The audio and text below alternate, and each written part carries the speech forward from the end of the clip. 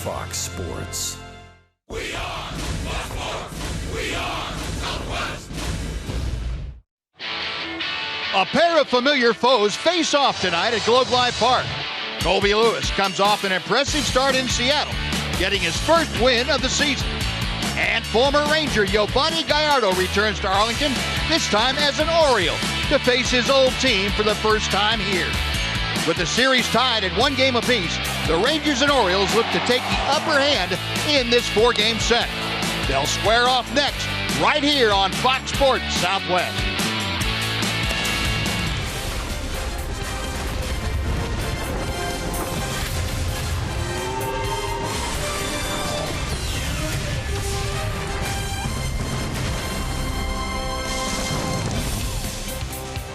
Texas Rangers baseball is presented by AT&T High-Speed Internet. It is a cloudy, breezy evening here at Globe Life Park in Arlington. Mother Nature brewing up some storms for later on tonight.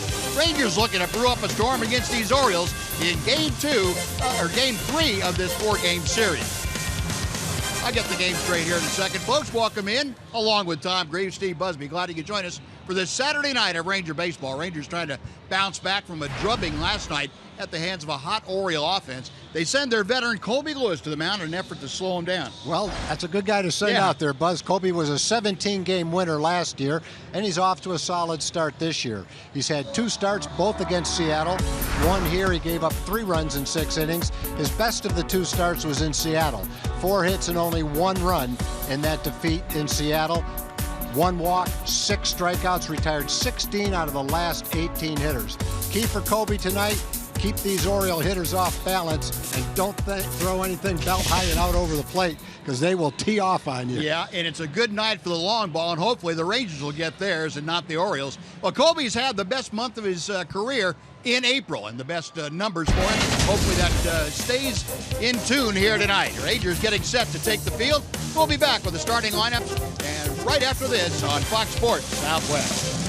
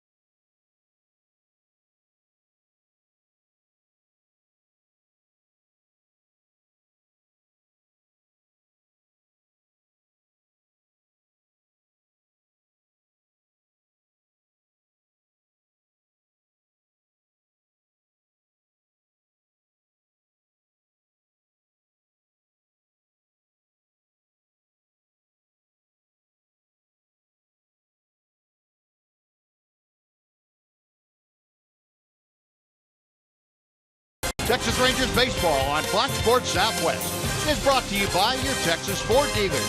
Visit your local Texas Ford dealer today for incredible deals and see why Ford is the best in Texas. By AT&T high-speed internet. Get a deal worth talking about. Get high-speed internet from AT&T. And by Southwest Airlines. Transparency, low fares, and nothing to hide. A breezy, cloudy night here in North Texas. Temperatures in the mid-70s. Colby Lewis and the Rangers getting set to go, and we're set to go as we head down and check in with Emily Jones. Yeah, a great performance from Colby his last time out in Seattle, going 6 strong, scattering 4, striking out 6, and walking just 1. Colby says he'll take that every time out. I wish every start went that easy. 90 pitches, 6 innings. Bullpen came in and did a great job. The offense continued to put up runs, and we came out on top. That's always the way you want it to go. But another start here back at home. Always been comfortable here, comfortable on the road. It didn't really matter. Colby says he doesn't care how he gets to the point he got to in Seattle, just as long as he gets there, just wants to go deep into the game and keep his team in it. Sounds familiar, guys. All right, Ed, thank you very much. Well, Colby out there tonight, and Tom Greaves is going to tell you about the Baltimore order that he will face. Well, he'll face a very good lineup that is prone to hit the home run. We saw 5 of them last night. Joey Rickard will lead off in left field. Manny Machado with a .405 average is batting second. Adam Jones is in center field, followed by Chris Davis, the cleanup hitter. Mark Trumbo hitting .400 with 2 home runs last night and 1 inning. Will bat fifth. Matt Wieters is the catcher. J.J. Hardy is the shortstop. Pedro Alvarez gets the start at DH, and he'll bat 8th. And the second baseman, coming off a game where he had 2 home runs, is Jonathan Scope. And that lineup facing the 36-year-old right-hander Colby Lewis. And Colby set to go on this breezy evening here in North Texas. And the first pitch is in to Joey Rickard for strike 1. Colby, as we mentioned, his best numbers in his career in the month of April this month. A couple of starts, 1-0, ERA right at 3. Mazzara started in, now has to retreat as the ball carrying. Maybe a little hint of a jet stream going out toward right field tonight. We'll see, get a little better idea as the game goes on. And let's take a look at the rest of the Ranger defense, brought to you by Fred Loya Insurance. We saw Nomar Mazzara handle that first fly ball in right field. Delino DeShields is in center. Ryan Rua gets a start in left tonight. Moreland and Odor on the right side of the infield. Elvis Andrus, Adrian Beltre on the left side. And Brett Nicholas, with his 3rd major league start, is catching for Colby Lewis. Good fastball to Machado, strike 1. Machado, a .405 hitter. This for the Orioles, their 11th ball game of the year. They have won 8 of their first 10 and got off to a 7-0 start. They were just blistering the ball, and they've since come back down to earth a little bit, but the Rangers got a taste of that hot offense last night in a 9-run 7th inning. It looked like the Rangers had that game in pretty much complete control going into the 7th inning.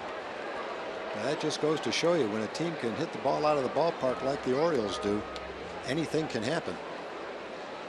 And virtually anything did happen. It did. Trumbo hit 2 home runs in 1 inning. Pretty good slider from Colby. Machado checking his swing 2-2. The Buck Showalters Club coming into play tonight. Tops in team average, in home runs, in runs. You name it, they're tops in it. To the gap in left center field. Long run back, and that ball is gone. A line drive that kept on carrying. Machado with a home run. His 4th of the year, and just like that, the Orioles lead it 1-0. And Machado can fill the ballpark up with line drives, and watching that ball come off the bat, first question is it going to go far enough so that Ryan Rua can't catch it? Look, then you see Rua going back, well, it's going to be a double. And then you look a little while longer, and that thing just shot right into the bullpen. That thing was a rope. That is a low line drive that carried just about 400 feet. Now Adam Jones going after the first pitch from Colby, and he skies one to his counterpart, the liner to Shields. 2 gone. Now going back to Machado for just a second, we saw him hit one off the wall in right center field, right next to the 407 sign last night. And we were remarking about it then, how good his power is to both alleys. And he's shown us one each alley each of the last 2 nights. Yeah, you hear a lot of the good young ball players talked up around baseball. I don't think he gets his due, because he's a Gold Glove caliber third baseman, terrific defensive player, tremendous arm, and that guy can hit. When it's all over and done, he'll be mentioned kind of in the same sentence with Bryce Harper, Mike Trout, and all the other really good young players in baseball. He's right up there with them. Chris Davis taking strike 1. 1-1 the count. Chris Davis, an 0 in this series, but he's drawn 3 walks. He's been on base. He has 10 for the season. As Colby gets that breaking ball for 1-2. Chris Davis, of course, the former Ranger, really has found a home in Baltimore. Last 3 years,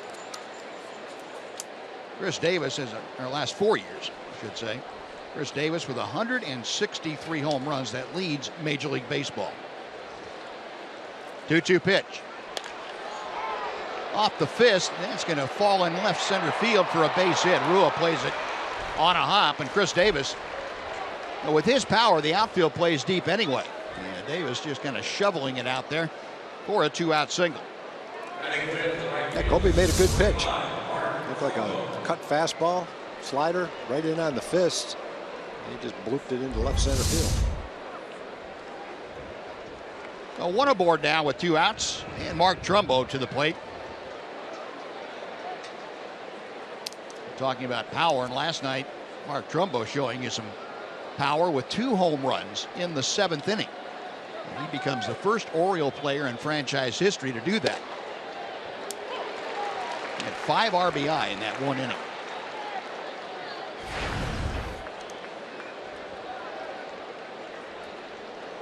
Five home runs, 11 driven in for Trumbo. Good slider.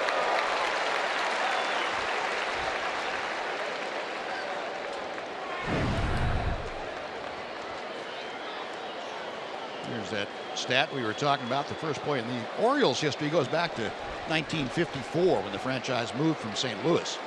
They were the St. Louis Browns. And Colby gets the punch out.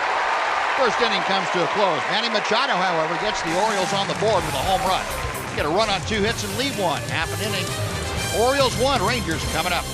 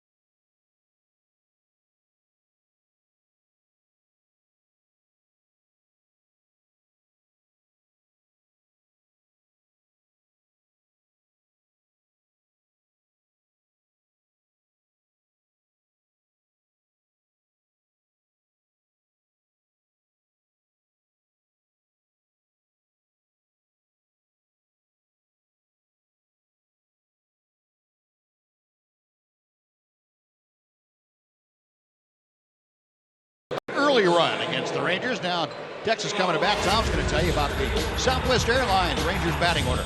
Well, after a slow start, Delano DeShields is up to 289 with a great on-base percentage. He's the leadoff hitter. Nomar Mazara is batting second.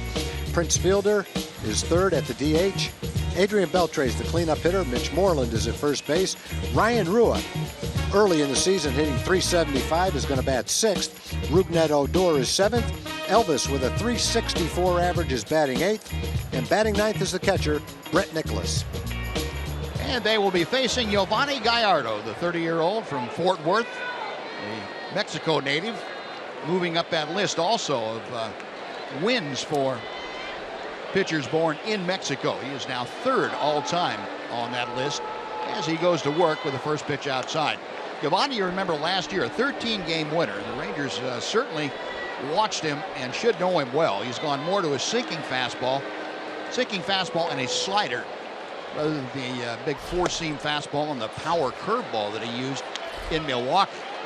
We remember last year that a lot of ground balls from Gallardo. That was a distinct change from the way he used to pitch. 2-0, check swing. It is ball three.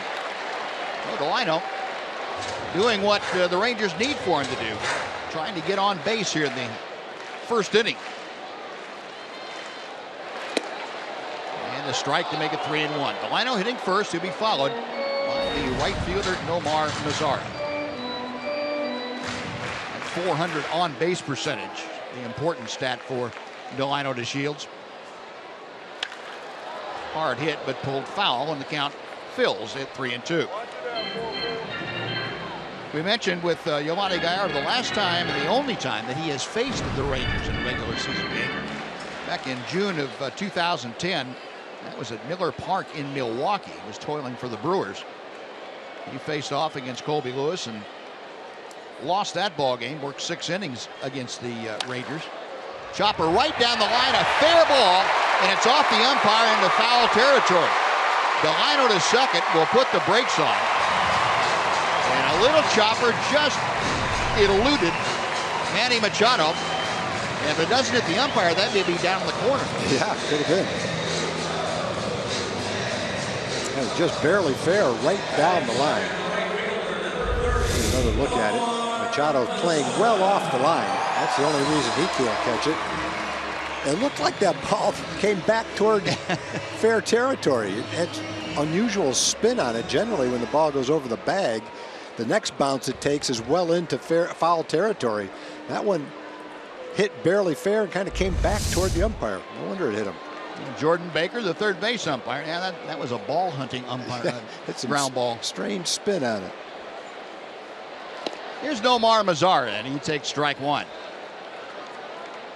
Mazara steps in hitting at .391. Nomar playing in his 7th ball game. Was called up a week ago tomorrow to the major leagues. Made his debut out in Anaheim.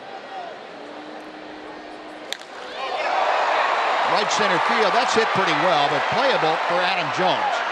Tagging at second, moving to third, Delano DeShields, and Nomar Mazara gets the job done. Almost got it done real well. Missed hitting that ball in the bullpen by much, but as it turns out, it's a long out and puts Delano at third base now for Prince Fielder. There's a lot of wind tonight, and this one was probably hit too high to take advantage of it. I think line drives might tend to carry pretty well tonight. Nomar hit that ball well, but just too high to get the kind of carry you're looking for to that part of the field. About 385 feet probably out there. Yeah, hit it good, hit it well.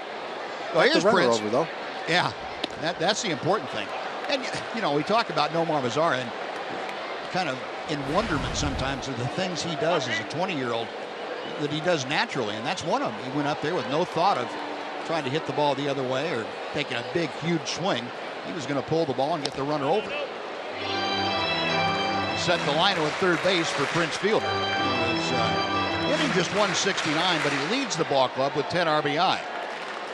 Delano talking to Spike Owen, the Ranger third base coach down there, and Spike pointing out where the infielders are.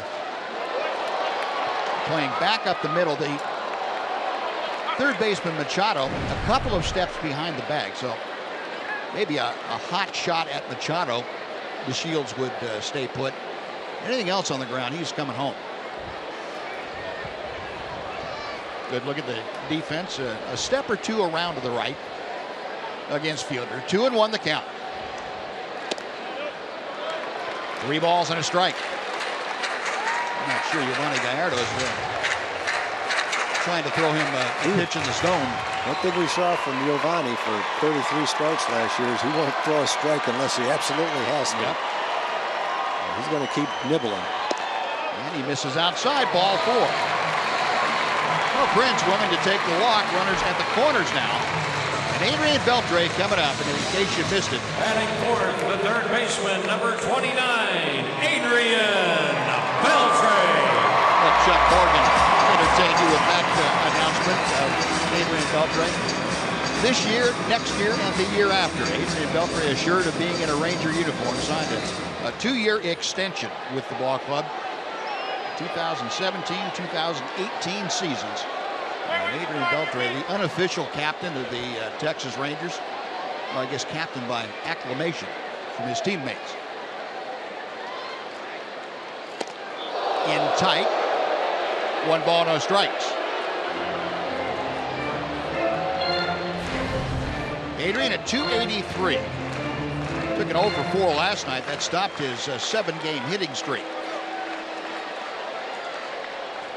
And he still has driven in 9 runs and an opportunity here for more. Ball 2. Take a look at tonight's Ford leaderboard for you. All-time hit leaders. Look at Ivan Rodriguez up there at 47th. Adrian Beltre now at 51st. He's just 1 behind Ken Griffey Jr. for that 50th spot. 2-1. And if this were going to be a doubleheader, we could probably have time to show you all Adrian's all-time record, all-time marks, because he's up on virtually every offensive category there is, and some that they're just inventing. 2-2.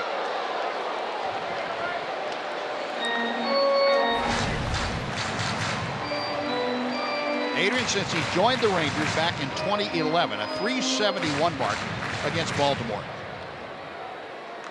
14 home runs, 34 driven in. Remember, he had a 3-home run game against the Orioles.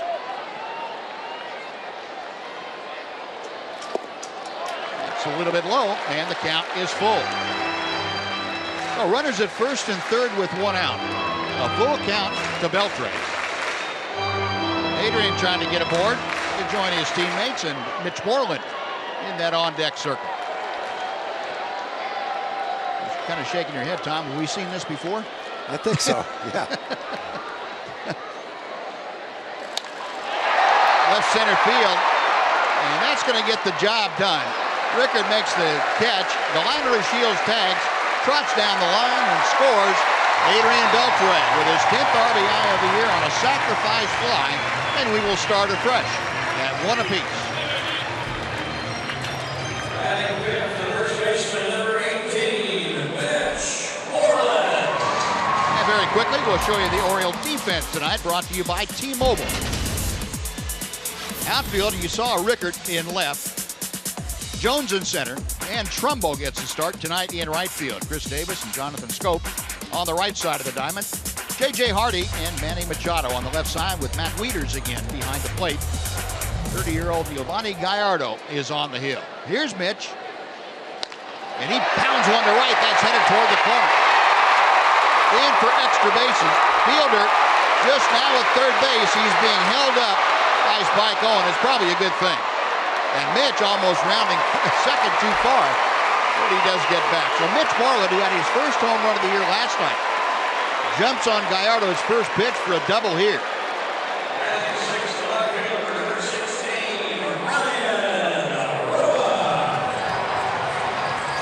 Well, Mitch wasted no time. He got a belt-high pitch and ripped it to right field. Let's see what kind of pitch it was. Looked like a fastball. Let's take a look. Whatever it was right down the middle of the plate. Giovanni's fastball has gotten as high as 89, as low as 85, maybe 84. One more big hit right here. And Ryan Rua will step in. Strike one. Rua getting the start tonight in left field. And Jeff Bannister explaining that good time for Ian Desmond to take a game off and work on a couple of things, give him some time to deal with it, getting back in the lineup tomorrow. Machado on to first. That'll do it. But the Rangers come back to tie the ball game. They get a run on 2 hits and lead 2 after 1. Rangers 1, Orioles 1 on Fox Sports Southwest.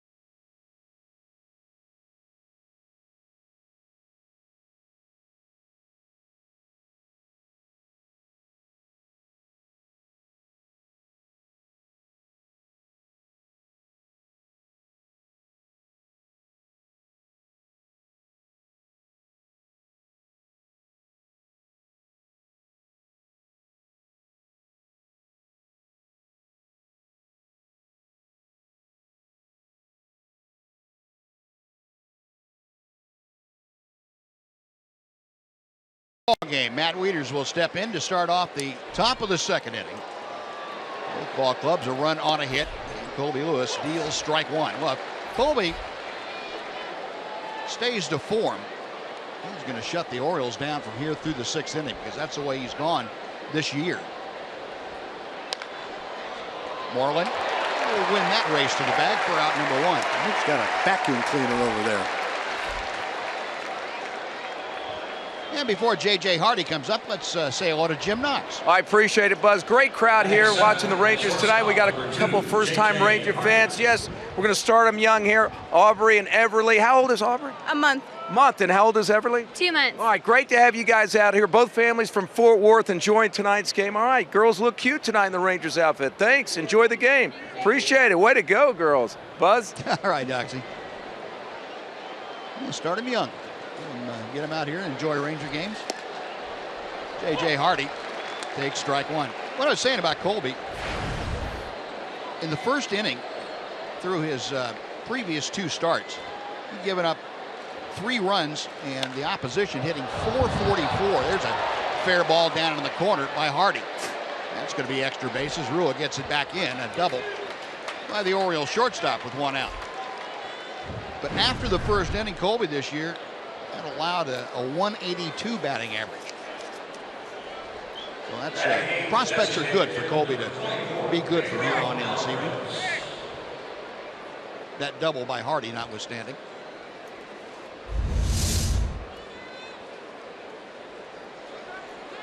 Just fair, right on the line. Good job by the ball girl getting out of the way.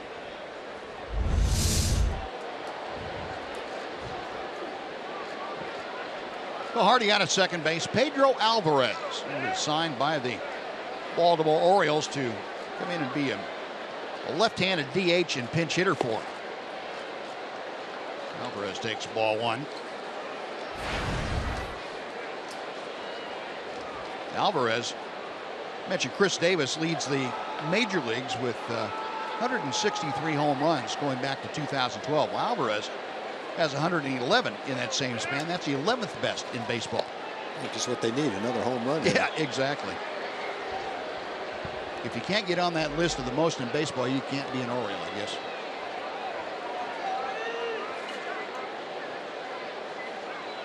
Rangers go into an extreme overshift for the left-handed power hitter.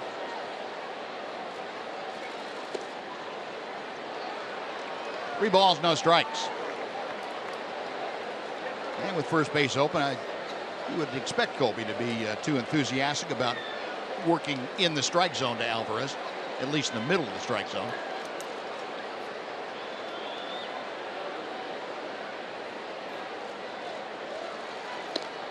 And just missed ball 4. Well, first and second with 1 out. Jonathan Schoop now coming up. For Colby, his first walk of the night. Ranger skipper making some notations on that card.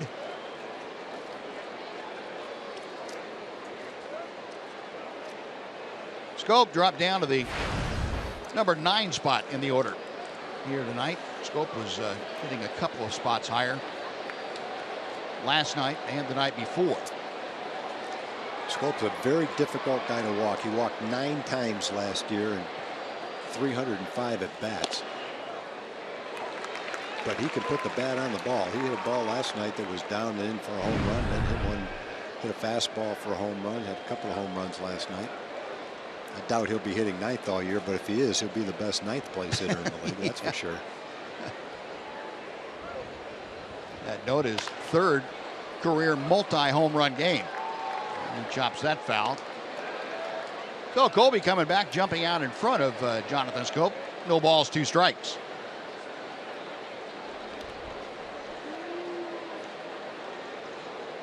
Colby, the veteran right-hander from Bakersfield, and, came back to the Rangers after spending a couple of years in Japan, where he worked some things out for himself. Came back here in 2010.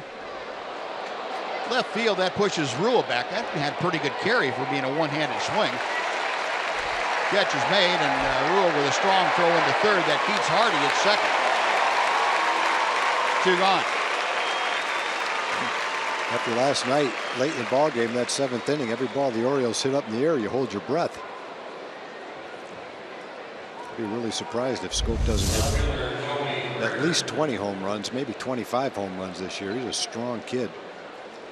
Big for a second baseman. Yeah. But he's a very good defensive player, turns the double play. He might be right on the verge of taking off as a hitter. Well, back to the top of the order for the Orioles. Joey Rickard flied to right field, starting things off tonight. Good breaking ball from Colby for strike 1. Rickard, you'll remember, started the year with a 7-game hitting streak. Set all kinds of records for in Orioles lore. Longest consecutive hitting streak to start a career and to open a season.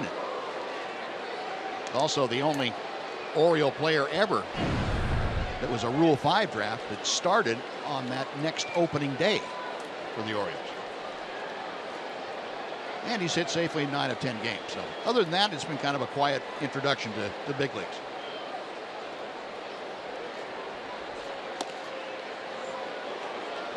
Two balls and a strike. Colby trying to nail down the outside corner. Didn't miss by much.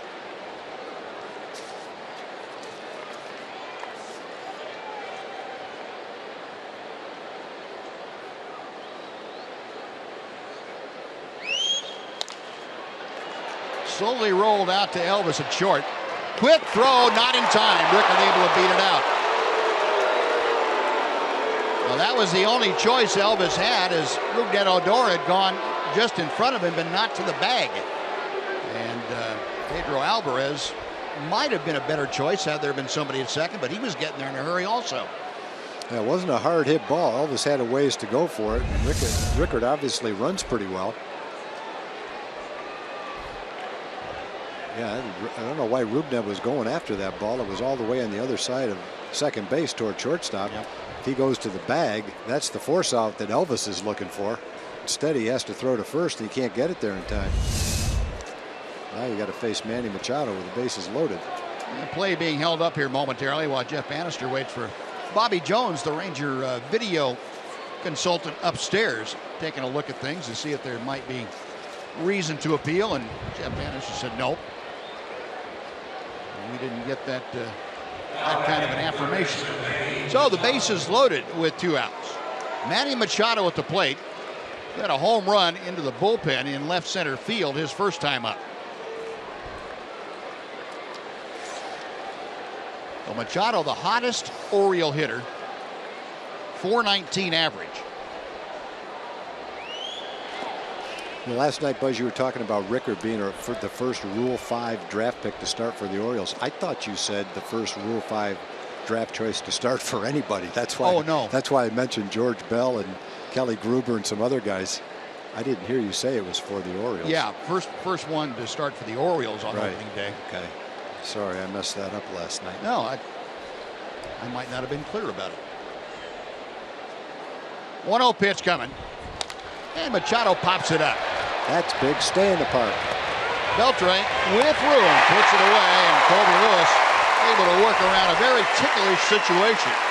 No runs, 2 hits, 3 left for Baltimore after 1.5. Rangers 1, Orioles 1 on Fox Sports Southwest.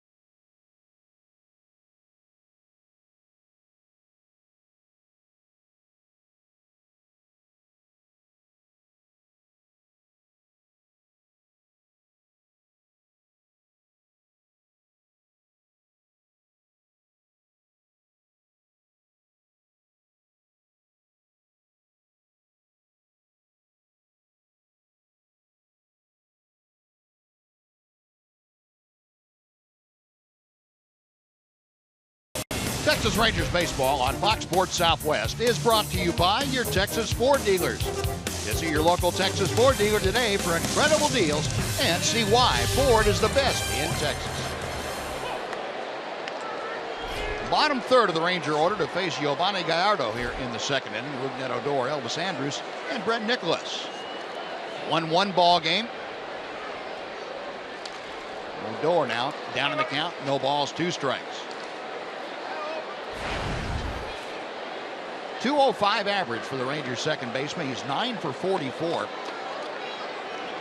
Better than half of those 9 hits have gone for extra bases, a home run and 4 doubles. Just a little bit hot.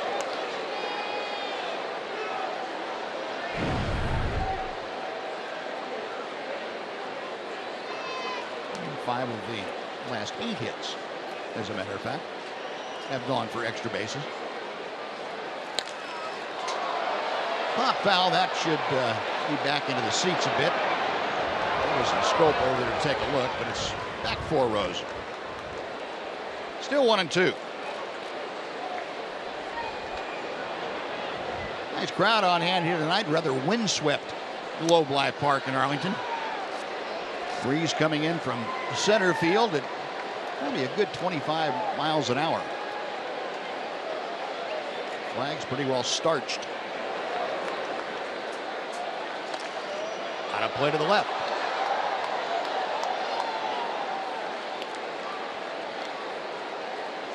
Well, Gallardo, as Ranger fans will remember, uses a lot of pitches. He does not work. He works on the periphery of the strike zone.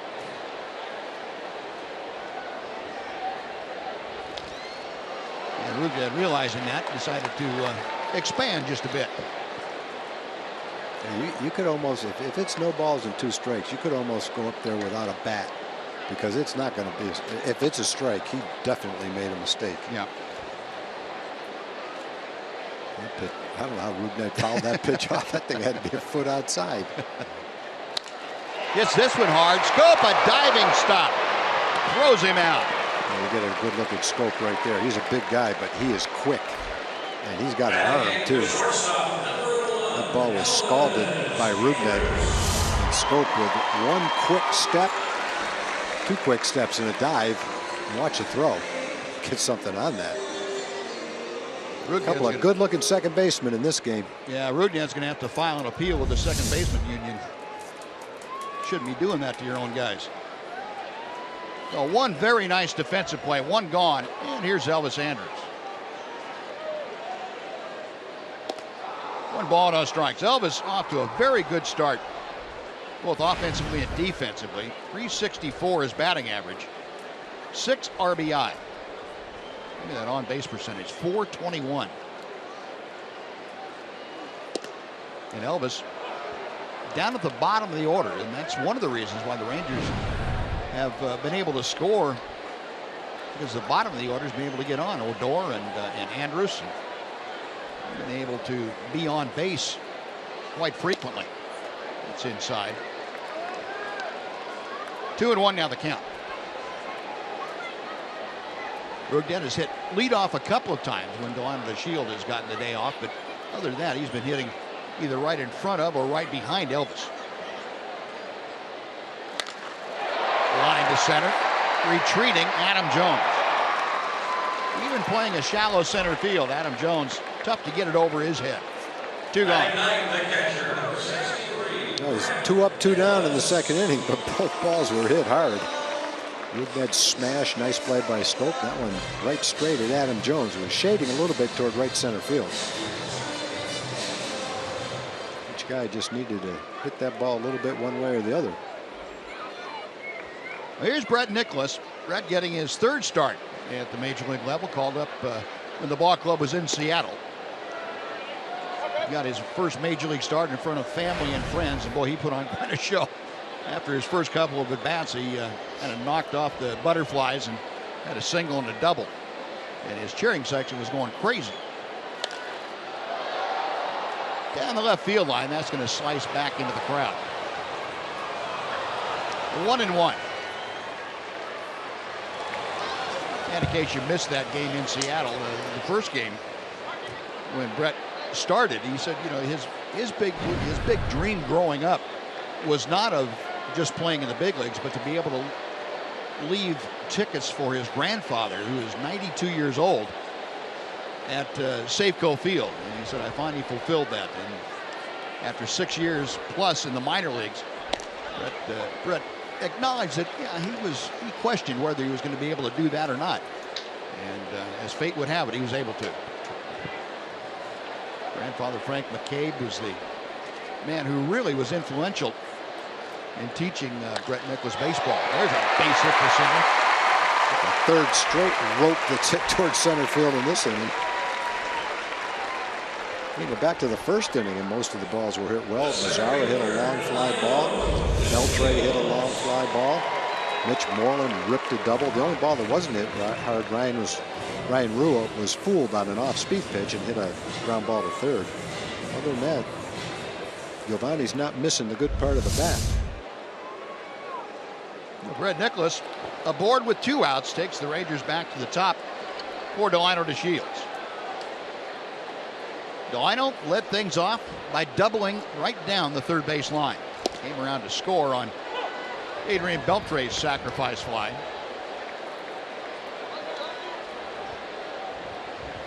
Delano with that average now up to 308.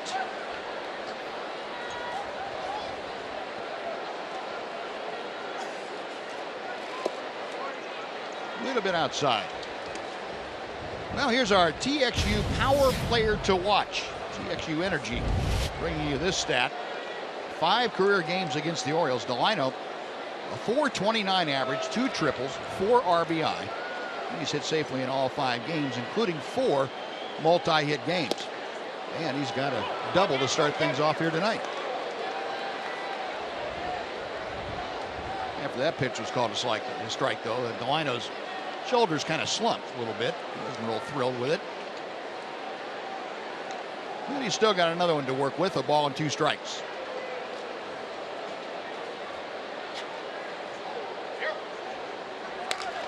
To right field, it is slicing toward the corner, and it goes foul. Delino trying to take that ball to right, did it very effectively. Just had a little too much slice on it.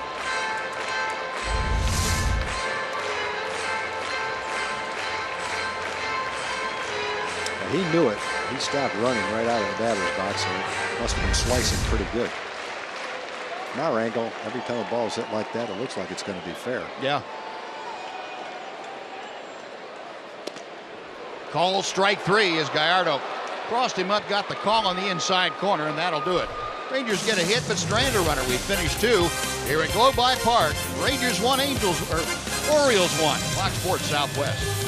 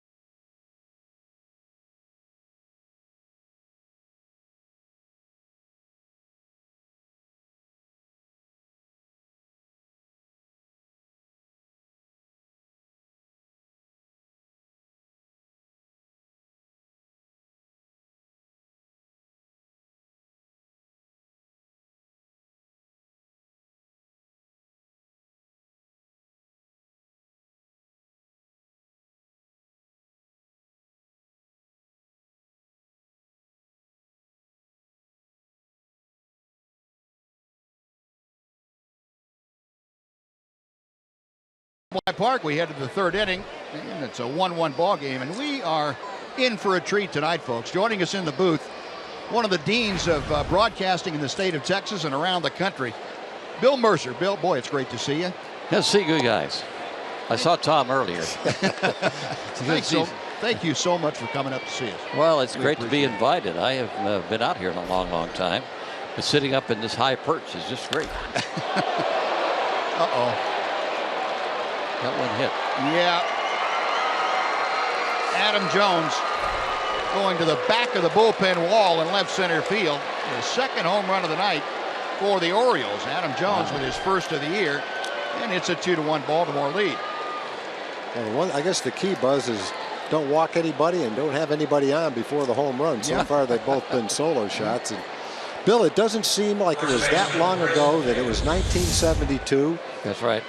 The Senators had just moved to Texas. We're in the old ballpark, and you were announcing for the Rock Pile Rangers, as we used to call ourselves back then. That's probably a good description, yeah. And you were there. I was part of that group.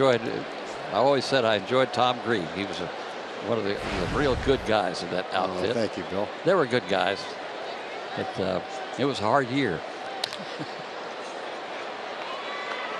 Orioles will take care of that. You know, In '72, that first year you do with Don Drysdale, Right. Well, he turned into a great broadcaster, but he always talked about working with you. That was one of the first jobs he had. Yeah, there's an early 1970 shot. It was the first play-by-play job he had, and he told me, he said, "Now I haven't done play-by-play, and I understand you taught this stuff." And I said, "Yeah, I did." "Well, I want you to help me be a good broadcaster." I said, "I'll try whatever I can do." But he had passion for it. It was a lot of fun working with him.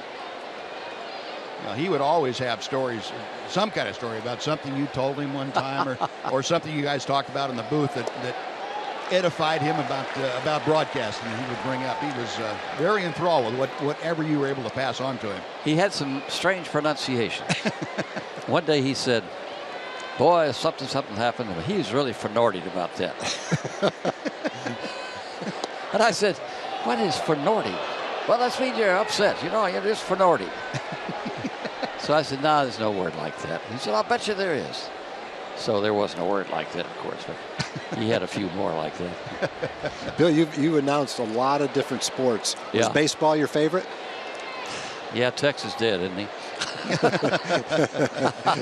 Yeah, I really. There's a list of the teams that you've announced. Oh, my goodness. Some of them, not all of them. No, baseball was always the one I loved and started with. And I still try to kid myself that I go down to visit Mike Capps down in Round Rock, and I sit in with him, and as I was telling Tom, I hope that everything is on the infield because I can see it, but I can't see anything hit to the outfield. Well, Buzz and I have that same problem every now and then. Yeah, well, we're all wearing glasses. Yeah, right. We have that same problem. But I did. I started when I was 11 years old. Really? Yeah. Well, I thought I was starting broadcasting at that.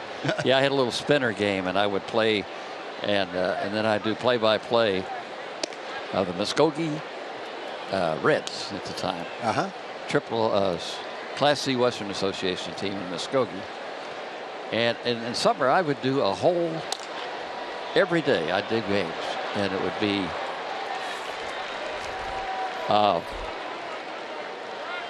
I had the whole conference is set up and everything, and play. I had double headers sometimes. I lived on a little farm then, and so I was kind of out there by myself. I was an only child, and I did that. I don't know how many years, a couple of years. Wow.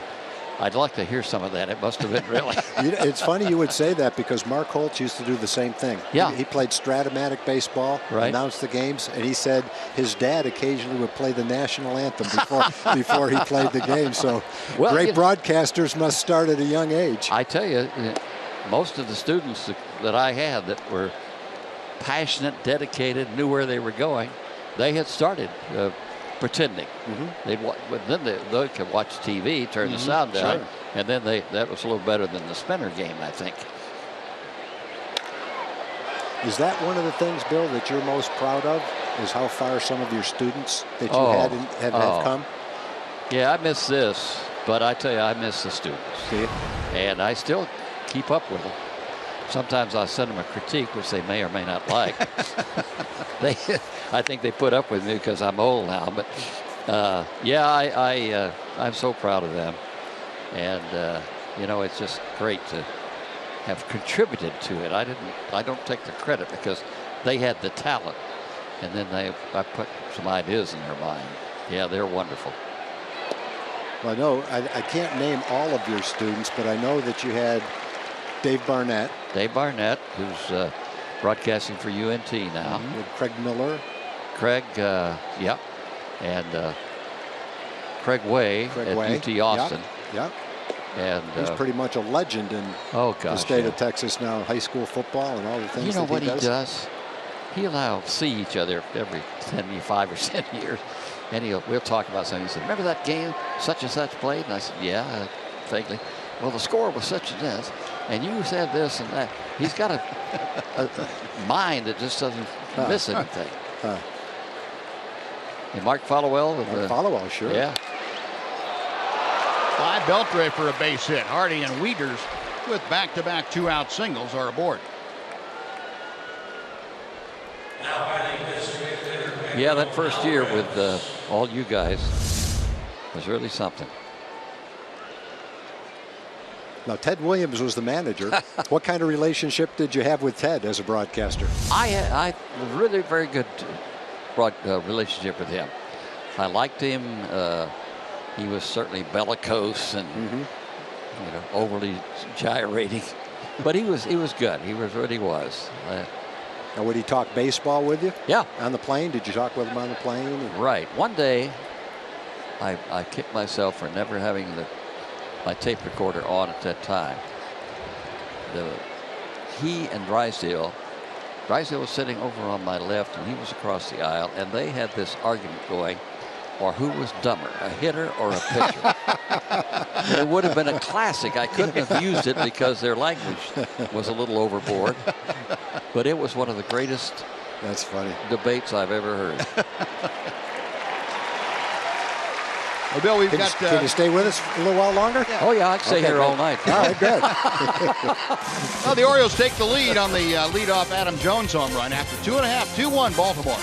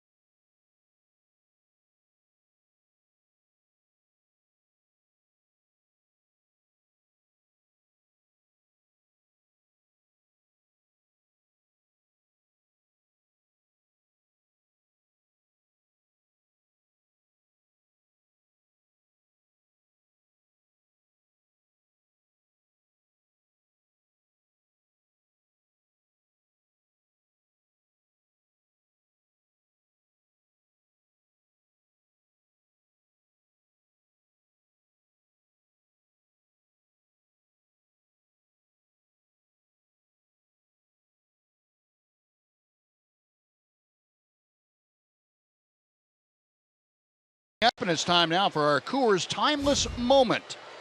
On this date in 1972, the Rangers win their first game in team history. They down the California Angels 5-1. And our guest up here, Bill Mercer, that was our first game. Remember calling that game? Yeah. Well, you know, they were having that strike, that little strike that they had. Right. And so we all went to California anticipating that the strike would be over in a few days, and I remember I don't know if Don must have stayed with, his wife was out there, so he stayed with his wife. But I and another guy stayed on a yacht that a producer guy of the network had. So I'm out there in California. I'm on a yacht. We went out waiting for the games to start. But so we did start in California, and I think we won one game, maybe. Then went to the White Sox, didn't we? Yeah, went to Chicago. And then opened up out there at the old ballpark. Yeah. Is your producer still around? We don't get accommodations like that from ours. What's that? The the yacht? Yeah. No, in fact, they let him go because he was too expensive. But it was fun while it lasted. Yeah, you can go. I've got to ask you, Bill, not to change the subject, but I have to ask you about something I read in your biography. Oh, you've been reading that? I've been reading up on that. Oh gosh. When you were working for World Class Championship Wrestling, I knew it was coming. I have to ask this. It was syndicated worldwide. Right. And you became the 4th most popular television personality in Israel doing that. I should that's have been pretty number remarkable. 1. Yeah. What happened? Who beat you out for that? The Von Erichs. Oh, okay. The stars of the show. Oh, my Lord. That was, we didn't realize what was going on. Well, I noticed that you were talking to Vic Sosa, one of our great cameramen in the press dining room. So what was that relationship? Well, we started World Class. Mickey Grant and I had the idea that, and the handheld cameras are coming out then. And so we decided that it'd be good to have them on the ring to take pictures in close. And we'd have most of the wrestling around here particularly was long shot, medium shot, long shot, medium shot. So you missed a lot of that. So Vic and Oz Coleman and another guy were the cameramen down at Channel 39. And they made the show. They ran and jumped and flew in the air. And they got, the wrestlers loved it because it made them look, all that great. But it was, and so it took off. And I got a call from a friend of mine at the University of North Texas, whose family lived in Nazareth, in Egypt, and he had come over to go to school. His brother preceded him, and he said, "Do you know what's going on over there?" And I said, "No, I didn't even know what's over there." And he said, "Well, when World Class comes on in Israel, and particularly in Nazareth, the shops shut down. Everybody goes to a house, and they all watch television. Wow. Watch that show." That's great. Yeah, and so Von Erichs and I became very popular on TV. And I never went to Israel, which really irritated me because... Boy, if you could have ever brought the show to Israel... Oh, man. Man, you might never have come home. Something funny happened. You and I were talking about being recognized and how much it humbles you. Sure. I happened to be at a wrestling signing a year or so ago in Charlotte, North Carolina. And a guy came over and said, "Hey, there's a lady looking for you who watched you on TV in Nazareth, Israel." And I said, "Oh, golly, I've never met anybody from there, and she's gone now." Yeah. And after a while, I looked up, and here's this little lady staring at me and smiling. And she had been a kid and always watched wrestling. Wow. She said, "My mother hated it and couldn't understand why I liked it, but that was one of the most touching things I'd ever had. Somebody from Israel, and I got to see them." That's nice. That's great. They came to me. I didn't go to them. Yeah. But that wrestling show was amazing. It was so great. They're picking up a little steam. I know one thing. The Rangers only have one run, but they're not short on hard hit balls tonight. No, sir. They're pounding them. Now, I'm going to guess that your signature broadcast was the Ice Bowl. Yeah, it really right? is. Yeah. I have the David Clyde game and then Jim Bibby's no-hitter. Those are the two most important Ranger games. Yeah. But the Ice Bowl, God, I've gotten miles of attention over that over the years. And just the last couple of years ago when the Cowboys and Green Bay played, right at the end of the season, they borrowed my game in Green Bay to play it to see how we did the game. Wow. And yeah, that has been really amazing. Now I know what the temperature was. What was, for the players on the field? What was it like for a broadcaster? Same exact thing. 20 below zero at game time. Wow. Yeah, I got a wake-up call that morning. It'd been real nice the day before, and so the wake-up call. Good morning. Welcome to Green Bay, Wisconsin. It's 35 below zero. That slaps you in the face. It really does. And the wind was blowing, and I went downstairs and made one circle and came right back in. It was just awesome. Wow. I like to work with the booths open like this. Sure. And even when it's cold. But those, they froze. And so we were in a closed booth. No heat. And you were doing the game with who? With the great Blackie Sherrick. Wow. He and I really had fun. It was a great experience for him. But man, it was. And we decided, let's don't overemphasize the cold. We'll tell them what it is, and then we'll just go ahead and do the game. And every once in a while, the temperature would come on. It's now 24 degrees below zero or something. But we just tried to do the game, and I didn't listen to it for a long time. I was so depressed, thought it was bad because of the weather, and I probably didn't sound good.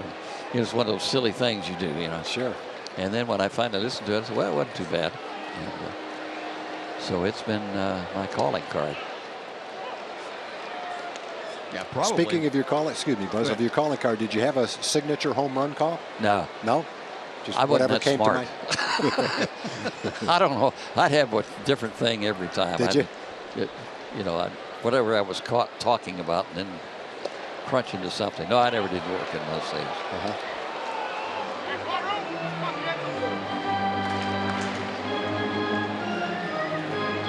I know there's a lot of ex-Rangers watching tonight. I know our trainer Bill Ziegler is watching. He wanted to say hi, and Rich Billings is watching. Son of a gun. Yeah, he's great. There were really a bunch of fine people on that team. Randy Galloway's watching. He wanted everyone to say hi to you for him. Yeah. Hey, Randy, remember when I got the death threat in Boston? I'm sure my phone's going to start ringing any second now. That was a highlight of my career. I, of all people. Well, I, of all people. I'm glad it was only a threat. Yeah, that's right. But it's a little disconcerting when the guys come up and say, we need to talk to you. And I said, okay, what's the matter? Well, we had a guy calls in and says there's a fellow that's going to come out here and shoot you. I said, really? I said, I don't know anybody in town except a couple. And so it all went off okay. And you're still here, so fortunately he didn't have a loaded pistol. That's right, and I enjoyed that every time I was up there anyway. Guys, thank you. Bill, thank you very much for joining us. We'll see you. Enjoyed seeing you. Thank you. So glad to see you, Bill. Great. Glad you could be Call here me with back us. in another 30 years. You got it. Fourth inning coming up, 2-1 Baltimore.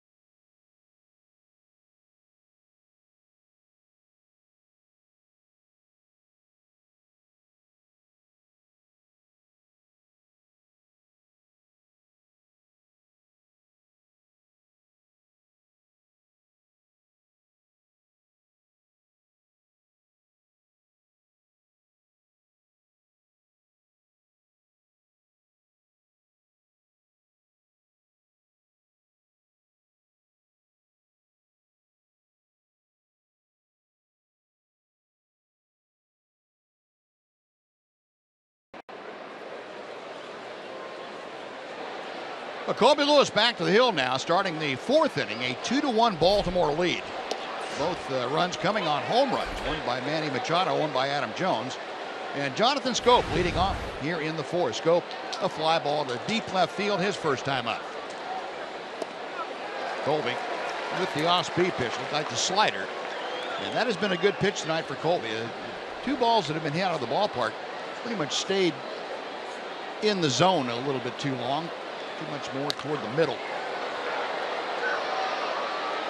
Backing out Odor. Wind has it, so it's not going to carry very far into right center field. And Lugden handles that for out number 1.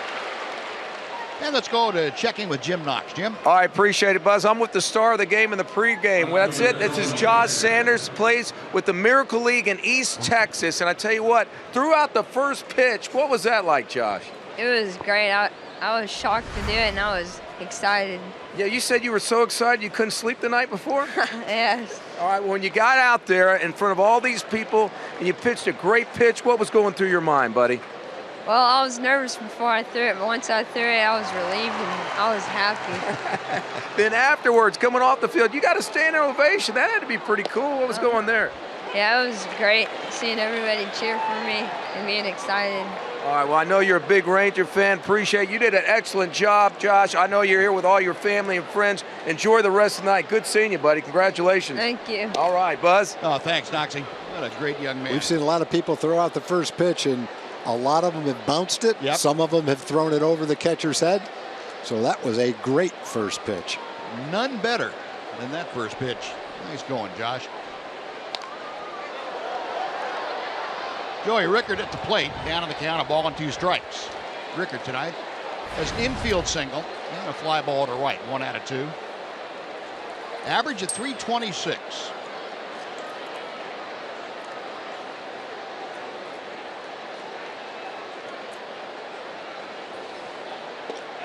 Check swing. Did he go? Yes, he did. And Kobe Lewis with a strikeout. That would be his second of the night. There are 2 gone for Machado. Kobe's had a good curveball and a good slider, and that's exactly where you want to keep it with 2 strikes and hope you get the swing, which he did.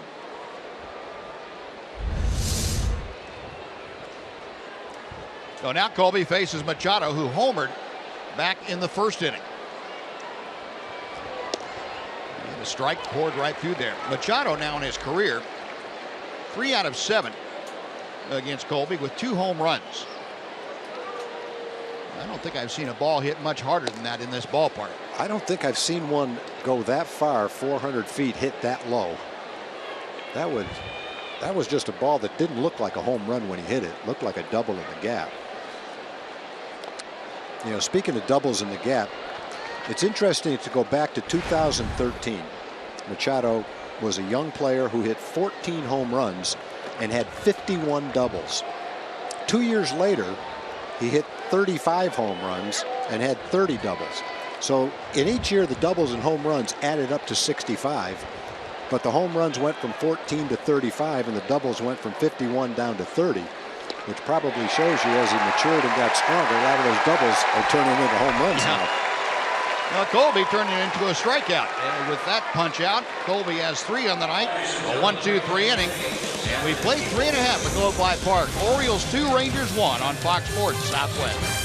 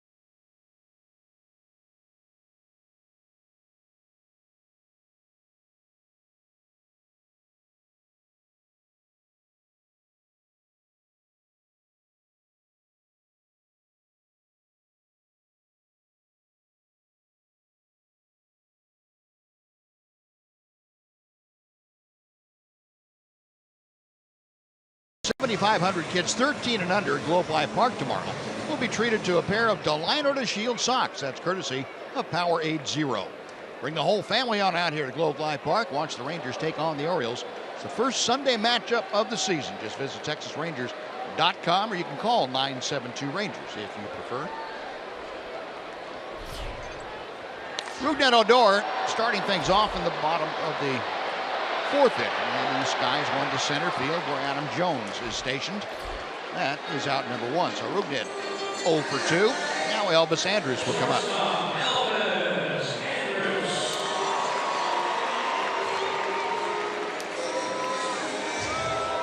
Elvis hit the ball right on the nose his first time up.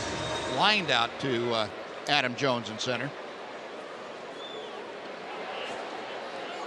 Yeah, there's been a couple of hard hit outs. That one that Elvis hit, Rougned hit a smash that Scope made a nice play on. And then Prince in the third inning hit one about 380 feet on a line in center field that Adam Jones ran down. The Rangers have 5 hits and probably 3 or 4 more that were hit hard enough to be hits, but were right at fielders. 0-1 as Gallardo comes back to the plate. Right down the line, snagged by Machado. Got him. What a play by the Gold Glove third baseman. One thing about Machado, if he catches it, you're probably out because you don't have to worry about the arm strength. From any angle, no matter how deep he is, I don't know that there's an infielder in baseball that has a better arm than this guy. If he went to the mound, you're looking at 94 to 98, easy. That's sidearm. He got that thing over there quickly. It might have been 92 going across the diamond. Man. No, 2 gone. Brett Nicholas, who singled the left center field, takes the first pitch for ball 1. No, we always say that might be the best blah, blah, blah that we've ever seen. And maybe it is, maybe it isn't. We're kind of prone to that in baseball, saying those kind of things, but I can't remember too many infielders that had a better arm than Manny Machado. I'm sure there have been some, and people probably are thinking who they are right now, but if you have a better arm and you played infield than Manny Machado, hats off to you because you had a great arm. Well, and, you know, I think when you, at least when I think about great arm, I think about a shortstop. Yeah. That's where you really air it out, I think, from the hole, and you notice that more. A third baseman, first of all, they have to throw from odd angles, like Beltran. Adrian's got a great arm. From where he throws from, nobody can throw the ball that hard.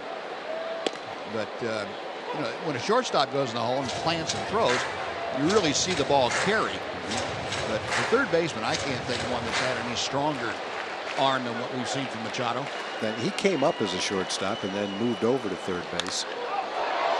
Towering drive to center field, and the wind's going to have its full effect keeping that ball in the ballpark. So a 3-up, 3-down inning, a couple of balls hit right on the screws. We played 4 at Globe Life Park. The Orioles 2, the Rangers 1 on Fox Sports Southwest.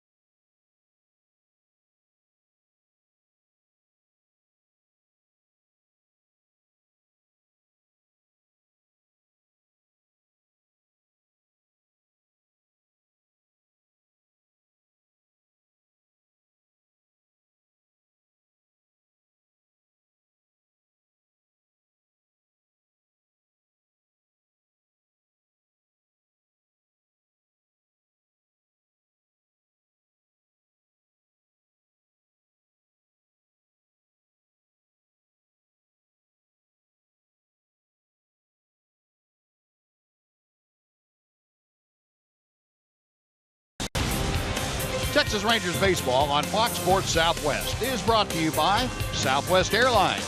Transparency, low fares, nothing to hide. And by Mazda. In every car we make, you'll see why driving matters.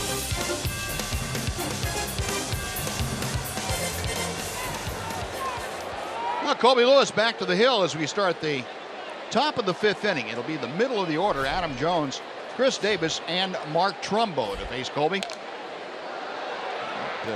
Just fouled back and out of play.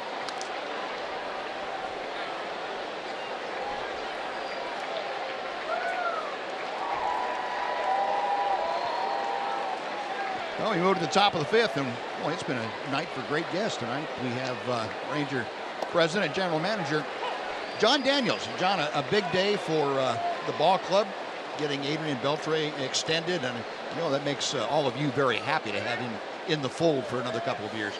Yeah, I made the comment today that we make a lot of tough decisions. This was a pretty easy one, and it took a little bit of time just kind of getting to a spot where he was comfortable and we were comfortable, but the intent all along was the same. He wanted to be here. Obviously, we wanted him here.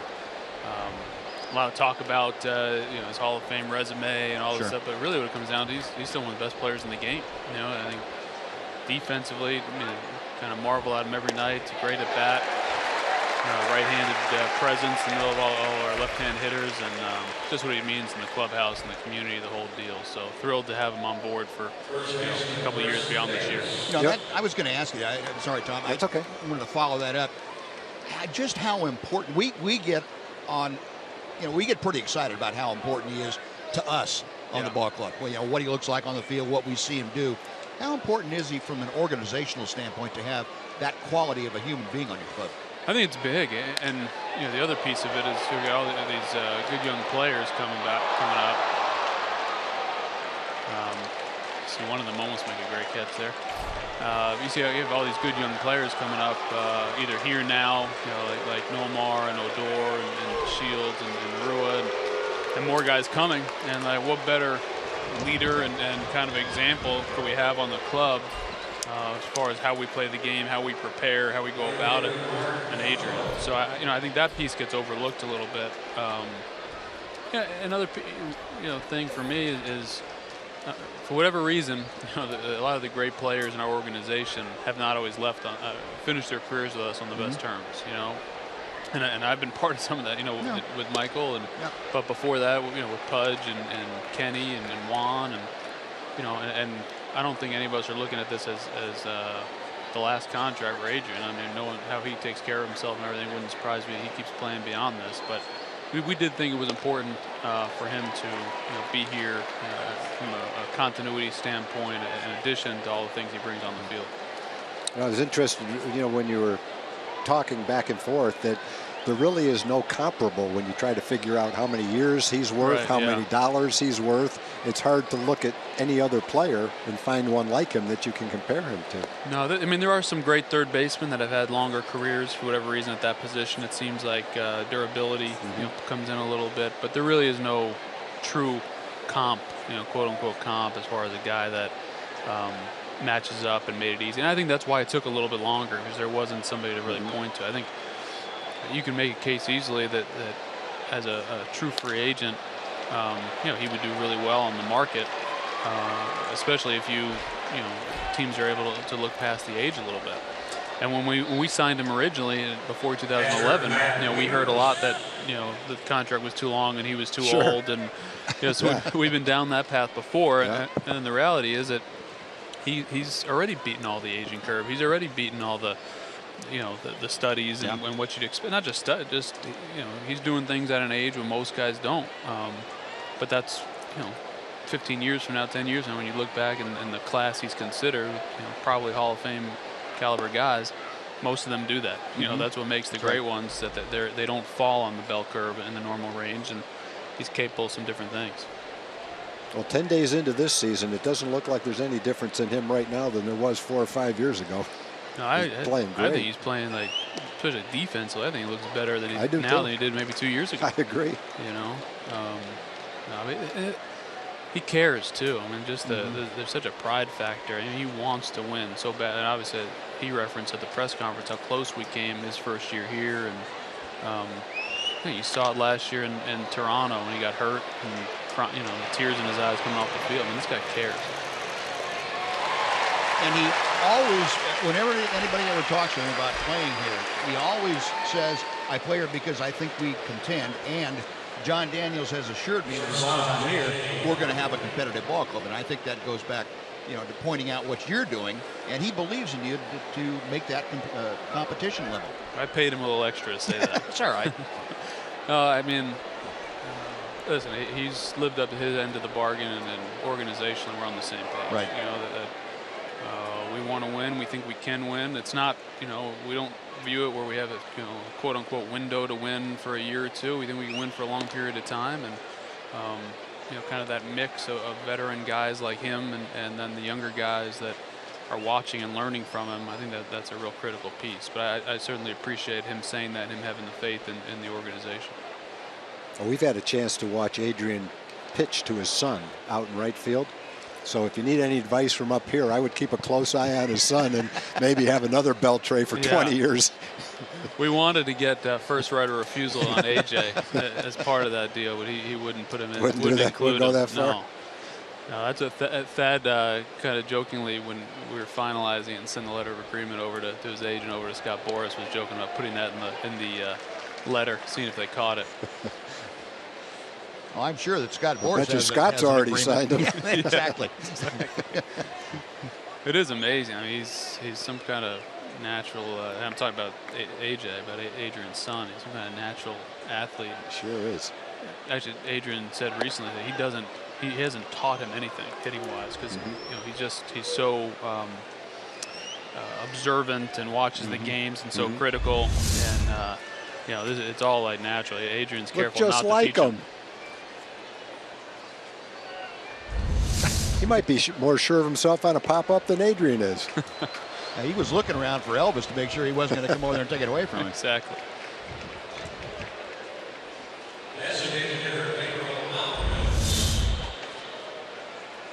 There's AJ again.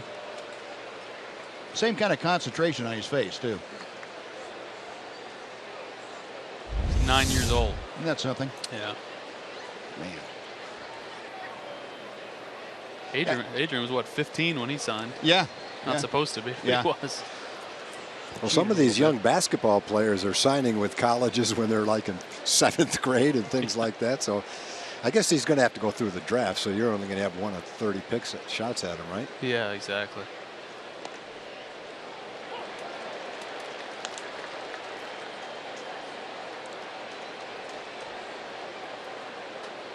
Well, what's the latest health issues? We saw Josh Hamilton working out. He's in town from Arizona. Yeah, he's doing well. We'll see, weather permitting. Darvish supposed to throw a live BP tomorrow, and Josh was going to jump in there, and along with Jimenez, they're both going to hit off of you. But they're both doing well. Chris is coming back pretty quickly. Dr. Meister said once the infection was totally cleared out, which it has been, he was going to come along fast, and looks like that is the case. Chirino's got the plate put in his arm, and so that's healing up really well. It's just going to take some time. So here you see Josh, and I mean, he looks fine. Looks like he played being ZZ Top, but the knee looks fine. Yeah, as long as there are no hitches in the get along, you're okay. Is Darvish going to offer him $1,000 if he takes him deep tomorrow? Coming around third is Trumbo. And Mazar's throw is off target a little bit. Trumbo will score. RBI single by Pedro Alvarez, and now it's a 4-1 Baltimore lead as they've scored twice in this 5th inning. Second baseman, Jonathan. I have to go back to my old policy, only coming on the bottom half of the inning. I know when I saw you here for the top of the inning, I was a little bit worried about that. What about Chu? Is his calf responding pretty well? Yeah, I think another one that's just going to take some time. You got a PRP injection, the platelet-rich deal, kind of accelerate the healing in the muscle belly of the calf. He's spent a day or two where you could tell he had a real limp, and now he's walking around, you really can't tell anything. It's just a matter of giving that muscle some time to heal up. But should be one of those that once he's back, it's truly 100% and won't be lingering. Well, I know you were hoping not to dip into your stockpile of talent like Nomar Mazara, but you've got to be pretty pleased with what you've been able to pull up to the big leagues. Yeah, I mean, he's quality of at bat pretty much every time out. It's been outstanding. And really, the same thing with Brett Nicholas. Right. I mean, obviously, kind of considered a little differently. Nick is versus Nomar, but I mean, Nick's been tremendous. He's had some good at bats, and I think he's done a good job with the staff as well. He was a guy that has been in big league camp before, but I think this year, after going to winter ball and kind of taking his game to another level, making that commitment, I think this year really opened some eyes with the staff, even more so than he had in the past. And he just continued to mature. Actually, the scout that signed him, Dustin Smith, he's here tonight as well. He caught in our system too, Dustin did, but he signed Nick at a University of Missouri 6 years ago, and so he's here tonight to see his first start at home.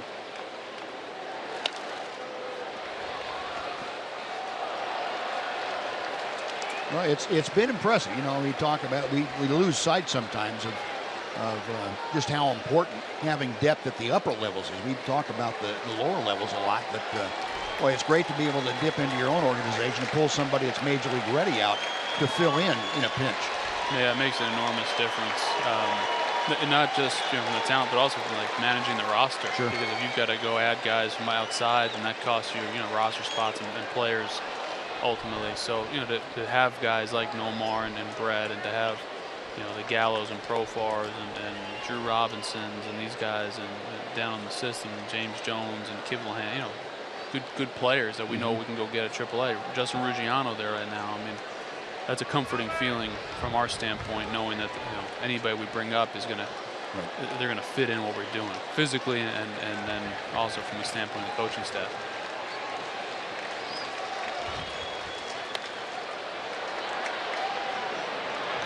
Elvis, a little fire on to first, scoped on, but the Orioles score a couple, 4-1 Baltimore. John, thanks for stopping by. We appreciate it. Thanks for the update on everything, and again, congratulations to the Bell team. Thank you very much. Thanks for having me on. Great. Rangers coming to bat in the bottom of the fifth, now trailing 4-1.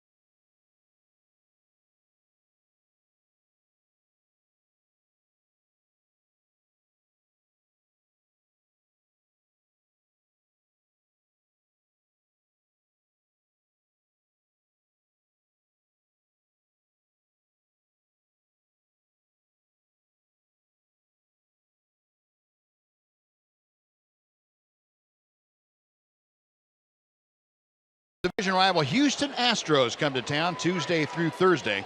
First three games of the Silver Boot Series this year, and it's sponsored by the Texas Lottery. Make sure and wear your red out here to Globe Life Park.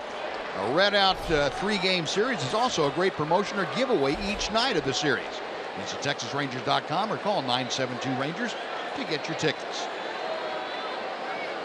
The Rangers have some work to do. Yolani Gallardo starting the fifth inning, facing the top of the order, and Delino DeShields. Delino doubled and scored in the first. was called down on strikes in the second.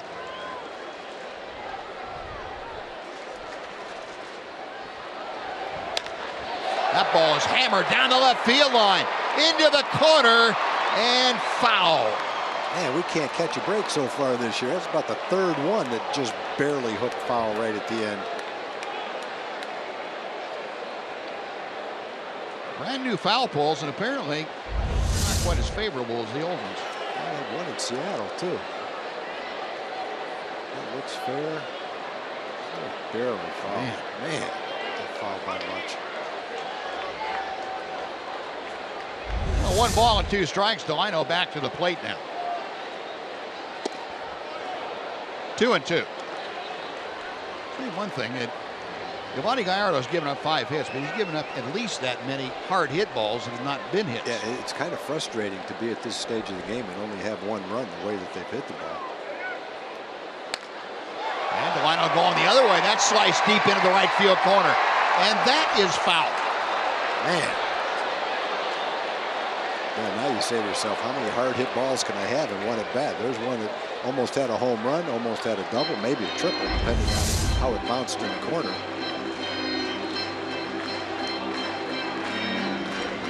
Second ball he's hit like that down the right field line. He had one the last time up like that.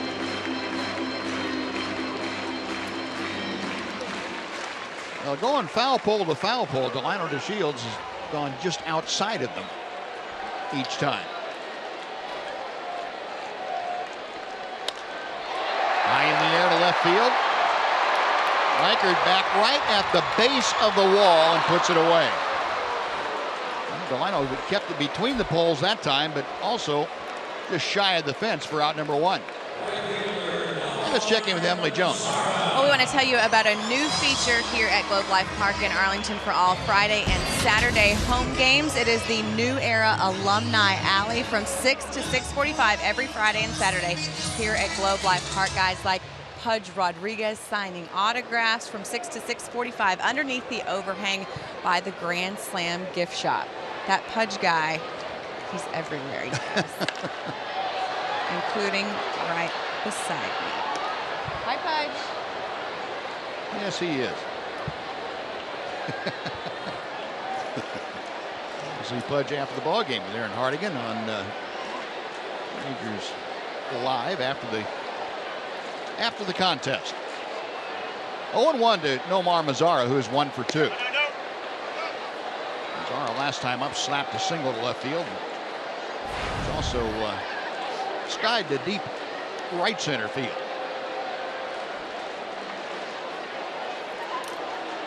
Orioles with 3 more home runs tonight. They have all been solo shots. A little looper out into shallow right, and that is going to fall out of the reach of Jonathan Scope. So Nomar, another multi-hit game. Now has 11 hits in 26 times to the plate.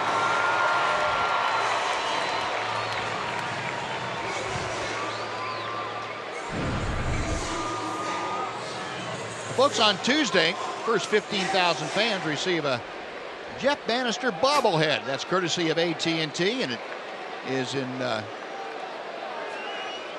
likeness of the Rangers skipper as they honor him for being the 2015 Manager of the Year. 972 Rangers to get your tickets on TexasRangers.com. Go on out to the ballpark and honor the skipper.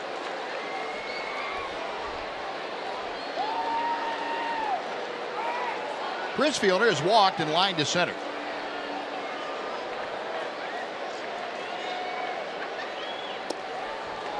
Just off the outside corner.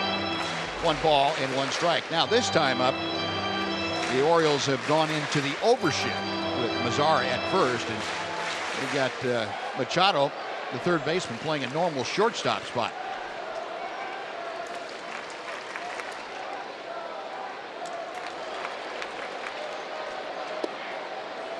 So apparently, in the 5th inning of a ball game, when you have Giovanni Gallardo on the mound and Prince Fielder has gone 0 for 1 with a walk, and there's 1 out, Mazara at first, you go into the overshift. I guess that's how scientific it's become. So I'll make sure I had that all straight. Does it have to be on a Saturday?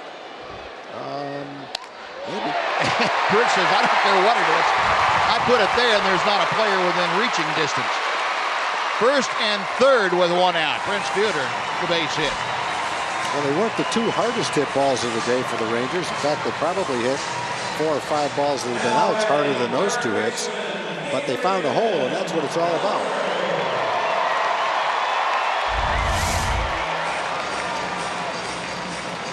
Good movement on that pitch from Gallardo. It prints right off the end of the bat.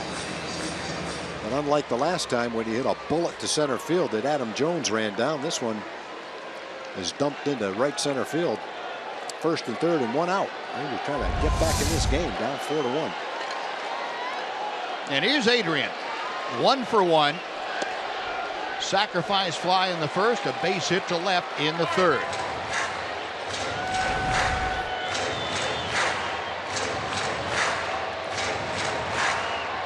.298 average for Beltre.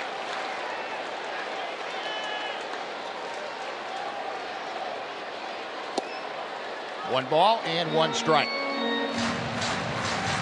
Beltre, 4 for his last 7 times to the plate with a runner in scoring position. The ball club, Rangers hitting very well. They are second in the American League overall with a .303 average.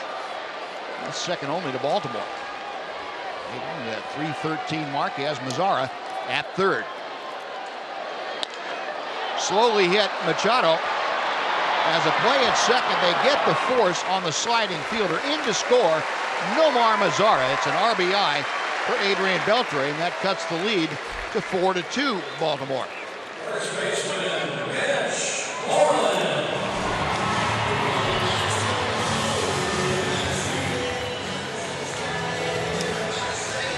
Beltre with his second RBI of the night is now taking over the team leadership with the 11 driven in. Well, Beltre at first. Mitch Moreland has doubled to right and struck out. Not time for Mitch to tie this ball game up. Well, he ripped a double the first time up. Had a home run to left center field last night. Well, maybe he is heating up right now. Orioles staying in the overshift against the left-handed hitting Moreland. Pulls it right into the shift. And Scope from shallow right field throws out Mitch. That'll do it for the Rangers. They get a run on 2 hits and leave 1. After 5, it's the Orioles 4, the Rangers 2 on Fox Sports Southwest.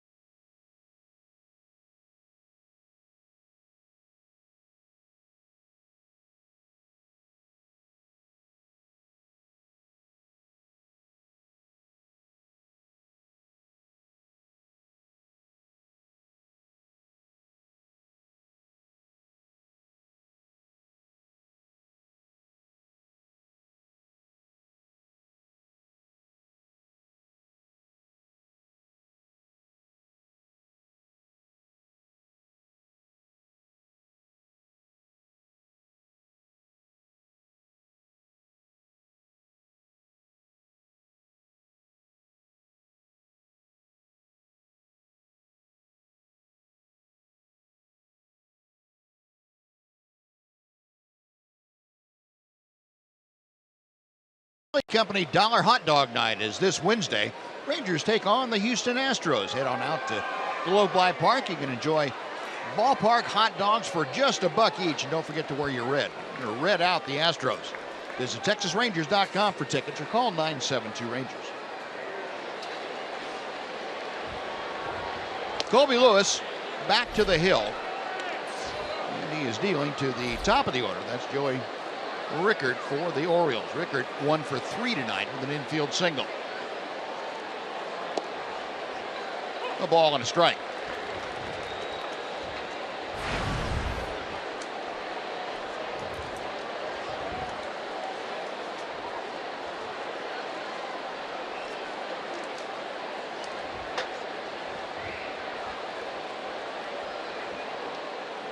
Colby back to the plate. Good fastball tied him up. 1-2. That was Colby's 92nd pitch of the night. 60 strikes and 32 balls.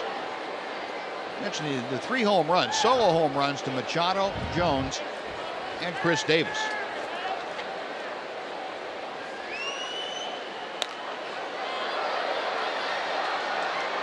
Still 1-2.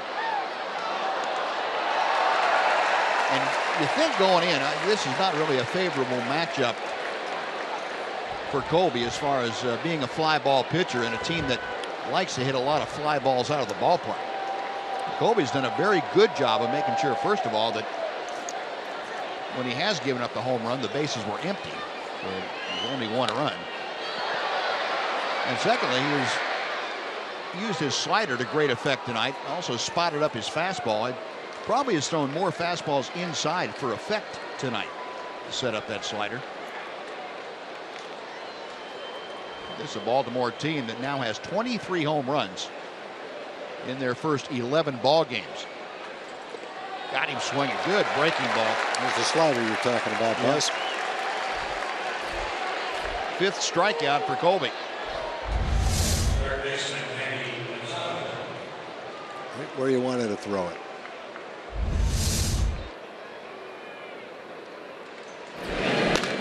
Alex Claudio and Tony Barnett loosening in the Ranger bullpen.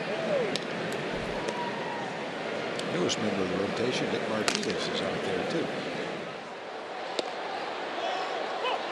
Not rotation, but bullpen, I should say. There's Nick. Well, Nick is in the rotation at Round Rock. The Rangers called him up today. 0-2 to Machado. Manny Machado, a home run in 3 trips. The home run in the first inning is 4th of the year. Laid off that slider. Tough for a right-hander to do, but he did it well. Machado's played in 173 straight games. That's the longest streak in baseball right now. Oh, another great slider.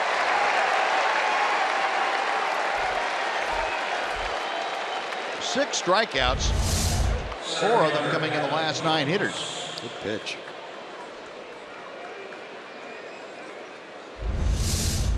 I think that 5 in the last 10. Oh, 2 gone. Here's Adam Jones, who struck out his last time up. He homered leading off the 3rd inning tonight, his first home run of the year. Jones got the start here on Thursday night. That was the first start he'd had in about a week. Had a rib cage problem that kept him out. I took an offer on Thursday and jumped right back into it.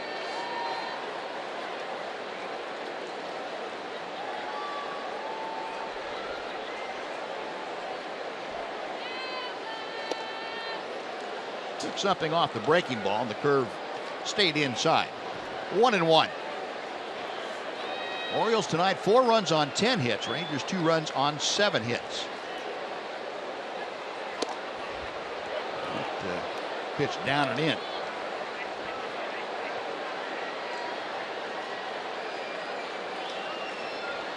Adam Jones, the 5-time All-Star. Out of play. We talked about Chris Davis and Pedro Alvarez on the home run list. Adam Jones in the Major League home run list since 2012. 121, that is 9th best. And I guess with Chris Davis hitting 40 home runs plus each year. Adam Jones kind of gets overshadowed a little bit in the home run department, but he's pretty prolific as well. Yeah, they've got 7 guys in their lineup that realistically could hit 25 home runs this year. Adam Jones didn't tip his cap, but just about did everything else as he just dropped everything right there. Said, Colby, you got me. 3 consecutive strikeouts for Lewis. 5.5 in the books. 4-2 Baltimore.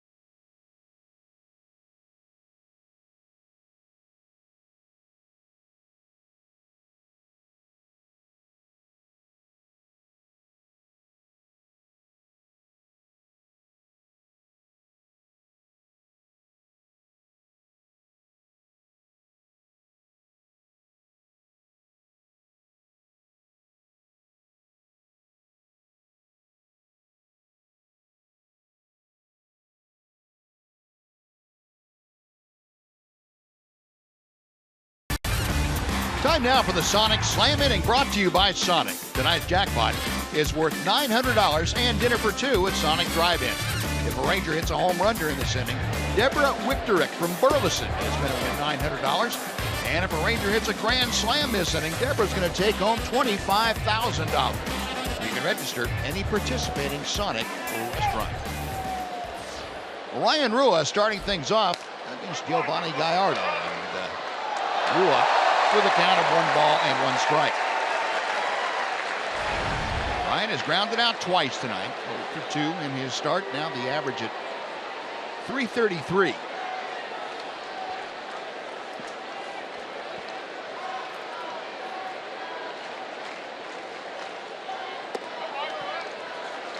Two and 1.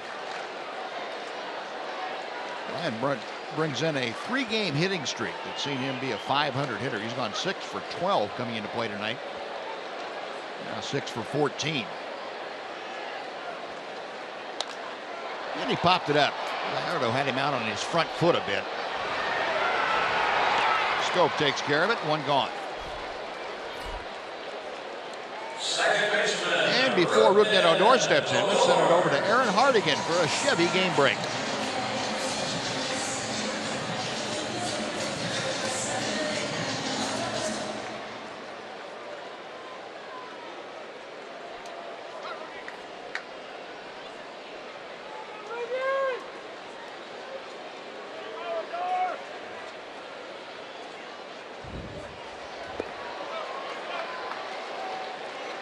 All right, Aaron, thank you. Low and outside to Odor. Rougned smashed the ball up the middle that Jonathan Scope made a diving stop on and threw him out back in the second. Last time up, Odor skied to center. Hits this hard off Davis's glove. Scope tries to barehand it and can't find the handle. Well, one thing for sure, if Scope did barehand it, he was going to throw a rocket to first base to try to get him. Chris Davis was bracing for the velocity on that throw. Tricky hop for Chris Davis, who's a good first baseman. Tried to backhand it, couldn't do it. Stood his ground and took a stab at it. And a little too much heat on that ball off the bat, so the official score, Will Rudd, rules that a base hit for Rougned Odor. Rangers now with 8 hits. I'd agree with that call. Yeah. The one gone. Here's Elvis. Andrus is lined to center and been robbed by Machado at third. A diving stop back in the 4th inning. Well, we talked in the first 2 games and now tonight about how good this Baltimore defense is, and we've seen it firsthand here tonight. Machado has made a couple of great plays at third, and Scope over at second has kept up his end of the bargain too. J.J. Hardy, the shortstop, year in and year out when he's healthy and playing a full year, one of the best in the business. Yeah, they talk about the San Francisco Giant infield, and well, they should. It's a homegrown infield. Duffy, Crawford, Panic, and Belt. Posey's the catcher. And that's a great homegrown infield for sure. Machado, Scope, back to Davis. But there's an example of what this infield can do. Offensively, this infield's probably better. You're not going to be much beaten out by anybody with defense like that. No runs a hit, nobody left after 6. 4-2 Baltimore.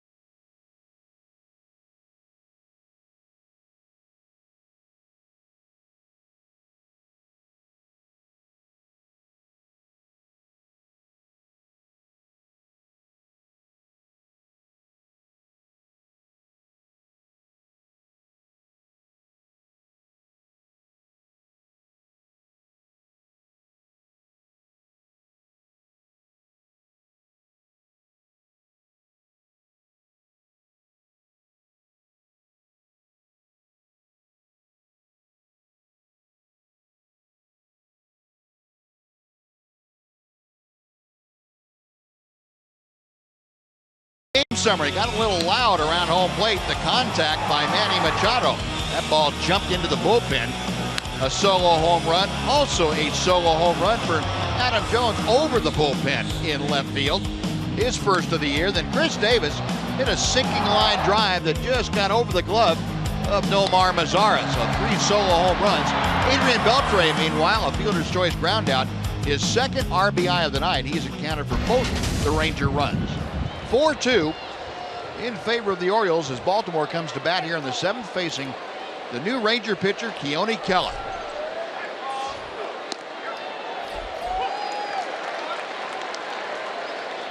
Kela in to replace Colby Lewis. Kela appearing in his 6th ball game. 5.79 ERA in just 4 2/3 innings. Opponent's hitting .263 against the right-hander.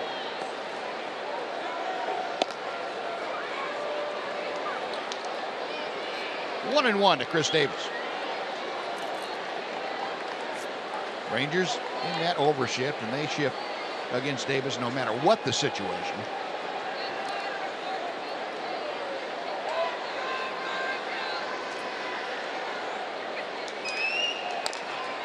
Little tapper foul, and the count goes to 1-2. Keone Kela celebrating his 23rd birthday today. And let's see if the Rangers can't reward him with a birthday W.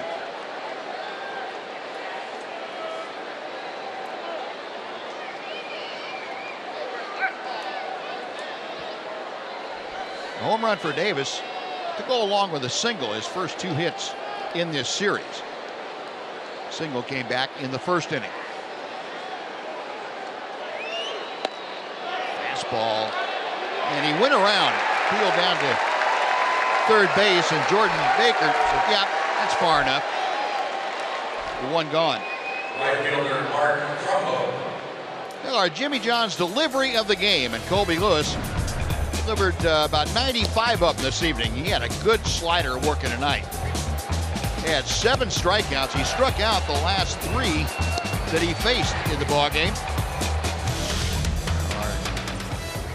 Excellent delivery of the game brought to you by Jimmy John's. Trumbo running hard to first as Beltre's throw kind of tailed back toward the home plate side of first. And Mitch stayed with it nicely for the out. And Mitch is so good at first base. Whether it's stretching to catch a throw, picking one out of the dirt, catching hard hit ground balls himself. Very steady first baseman. I thought Colby had good stuff tonight. He ended up giving up a couple of home runs, and who doesn't give up home runs to the Orioles? But 2 walks, 7 strikeouts, a lot of good sliders against a hot-hitting team. He had good stuff tonight. Yep. So 2 away, and Matt Wieters up for his 4th at bat. He is 1 for 3.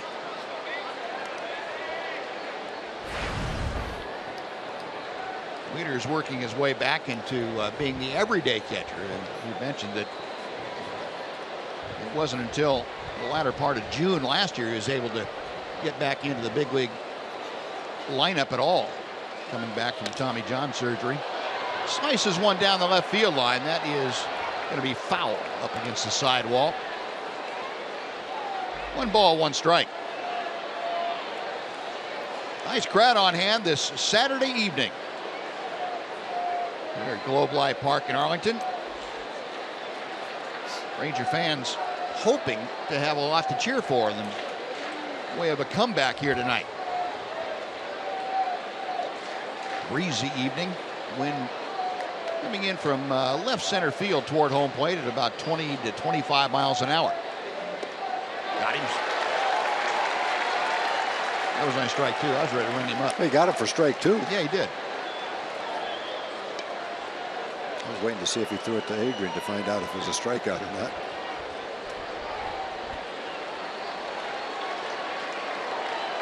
Base is empty and 2 away.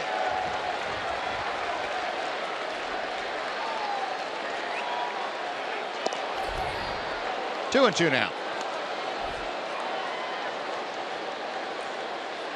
Rangers captain, loved by all.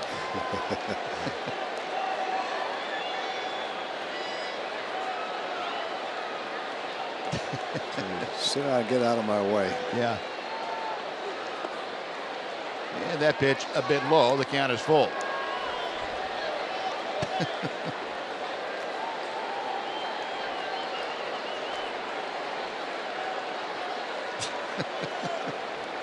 It's a story with a color, man. The captain likes that green shirt. Maybe he's colorblind. Thinks it's red. In the dirt. And ball 4. Wieters will take the walk. Do horses see in black and white, or do they see in color? Don't have any idea, to be quite honest, huh?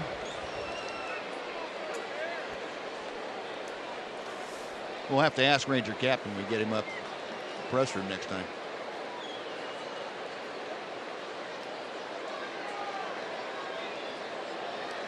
That's Rangers captain Ed. Mr. Ed. Ranger captain's pretty smart. I've done a few appearances with him, and you can ask him a math question like 2 and 2, and stomps his foot on the floor to give you the answer. He's pretty good. Yeah, he's not dumb. You have to take the Wonderlic to get that job? In other words, horses naturally see the blue and green colors of the spectrum and the color variations based upon them, but cannot distinguish red. See, I ask a question. There you go. Fritz Diker pops this in front of me within a second. That's what I'm talking about. Thank you, Fritz. They do not know red. So you're right. He might have thought it was red, but he didn't know for sure. What color's your shirt, Fritz? You have to go on the internet and look that up too. Good job, pal. You know, that's the difference, Tom, between you and I and Fritz, is that we don't know, and we just don't really care if we don't know. No. He goes and looks it up. I could have looked that up, and it would have taken me a while. He just does it a little quicker. Yeah. You know, you can work the thing a little faster than we can. That's amazing, though. It really doesn't matter what your question is. You can pop it into your phone and come up with an answer. Yep. That's about the extent of my technological ability. I found Figure out a some question. Some of the answers may not be correct. Now, do you ask the girl the question, or do you type it in yourself? I type it in mine. Fritz says he types in. What do you do, Buzz? Do you ask the girl? I have the question? somebody type it in for me. Oh, okay. You get the answer anyway. Leone with the strikeout. That'll do it for the Orioles. No runs. The Walker left stranded. 7th inning stretch, 4-2 Baltimore. Now let's join Chuck Morgan as he introduces God Bless America. Your attention, please, ladies and gentlemen. Will you please rise and direct your attention now to the area behind home plate and welcome Dave Cave. In honor of the servicemen and women stationed at home and around the world, Dave Cave will now perform God Bless America. God bless America, land that I love. Stand beside her and guide her through the night with the light from above. From the mountains to the prairies, to the ocean, wide with fire.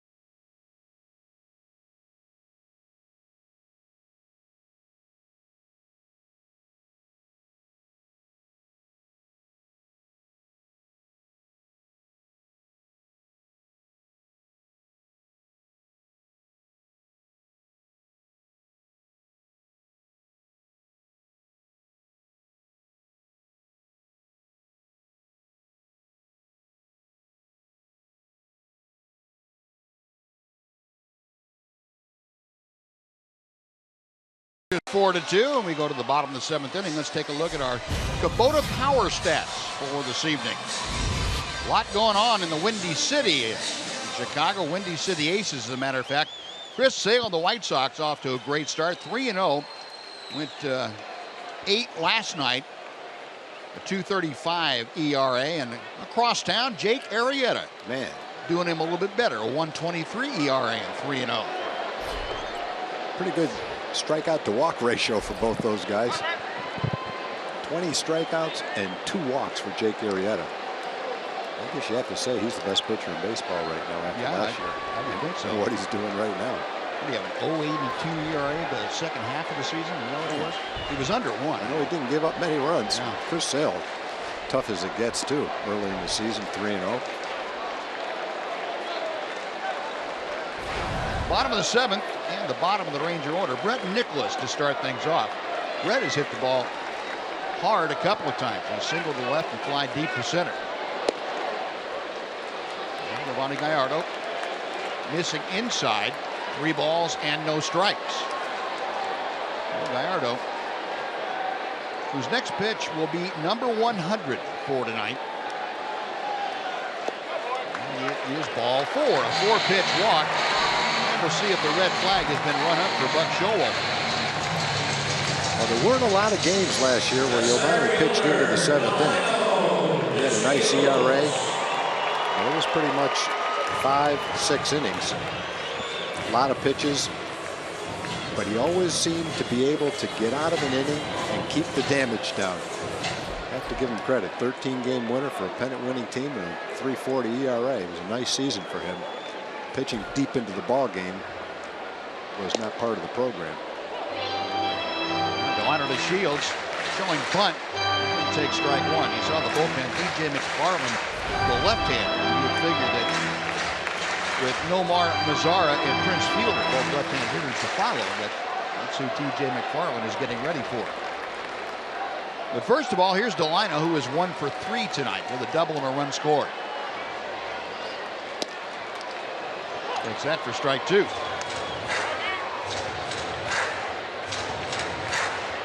Emily says he hasn't retired a batter in the 7th inning since June 27th.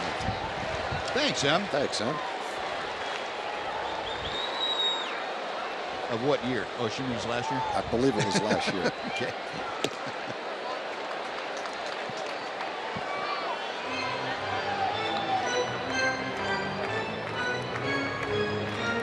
Delino at 293 with the average. Brett Nicholas, the runner at first. Nobody out here in the 7th. Rangers down by a couple. 2-2. Trying to get Delino to chase one. No balls and 2 strikes. Now it's 2-2. Delino last time just missed a home run to left, just missed an extra base hit down the right field line, and then flied out to the base of the wall in left field. And he gave 3 balls a pretty good ride last inning, in the 5th inning, I should say. That ball is ripped down the line. It's a fair ball headed to the corner. Nicholas will stop at third, into second with his 2nd double of the night. Delano to Shields, and the Rangers have the tying runs on, and nobody out in the 7th. We found an area where nobody could catch that one. That was a rope. He hit that ball to left field as hard as he can hit a line drive. There have been some hard hit balls tonight. The Orioles have hit a few, and the Rangers have hit a bunch of them. So far, they only have a couple of runs against Giovanni, but they've hit the ball a lot harder than a couple of runs. And that's going to... I'm sorry, go ahead. I was just going to say, a lot of good at-bats tonight, a lot of good swings for Delino. And that blast by Delino is going to drive Giovanni Gallardo from the game. So Gallardo goes 6 innings plus. He'll give way to TJ McFarland. Rangers with the tying runs aboard will come back to Globe Life Park right after this.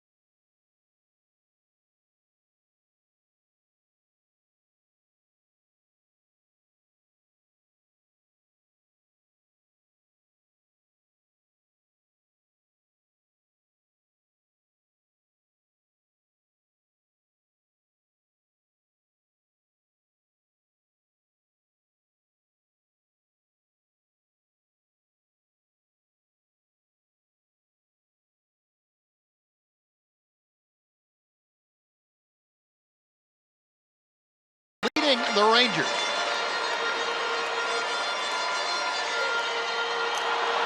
Quick reminder, the tickets for all Thursday home games are half price in Upper Reserve, Upper Box, Lexus Club Terrace, and Lower Box. Next Thursday home game is April 22nd or 21st. That's when your Rangers take on the Astros. Visit TexasRangers.com/specials and use the coupon code Ozarka to redeem this offer. T.J. McFarland, the left-hander, on now with runners at second and third and nobody out, facing Nomar Mazara.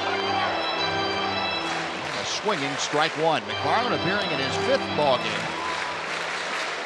ERA at 1.5, and this Baltimore bullpen off to a great start this year. They lead the American League in team ERA. McFarland, the only left-hander down there, but that's a little misleading because we've seen Brock and O'Day who can get left-handers out also, right-handed pitchers.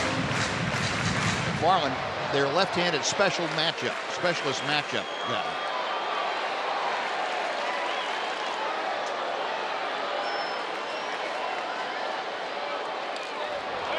Foul down, 1 ball and 2 strikes. The bullpen for the Orioles, second in the major leagues with a 142. The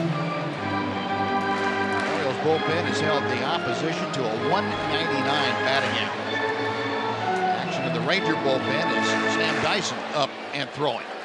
A little tougher with 2 strikes, but I'd love to see a ground ball to the right side here.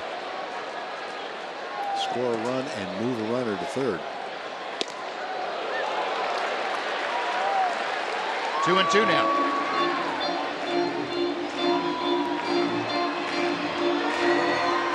The infield playing back. They will give up that run for an out. McFarland worked an inning here on Thursday night. Gave up a walk, and that was it. Omar fouled off a tough pitch right there. Breaking ball down and away, probably out of the strike zone. But he was able to reach for it, spoil it, hang in there. A hard breaking ball, well out of the strike zone, but he got a piece of it. Another 2-2. Pulled on the ground. Davis, a great stop. It's going to be a foot race. There's nobody there. In to score, Brett Nicholas, an infield RBI single for Nomar Mazara. He is 3 for 4 tonight. It's a 4-3 Orioles lead.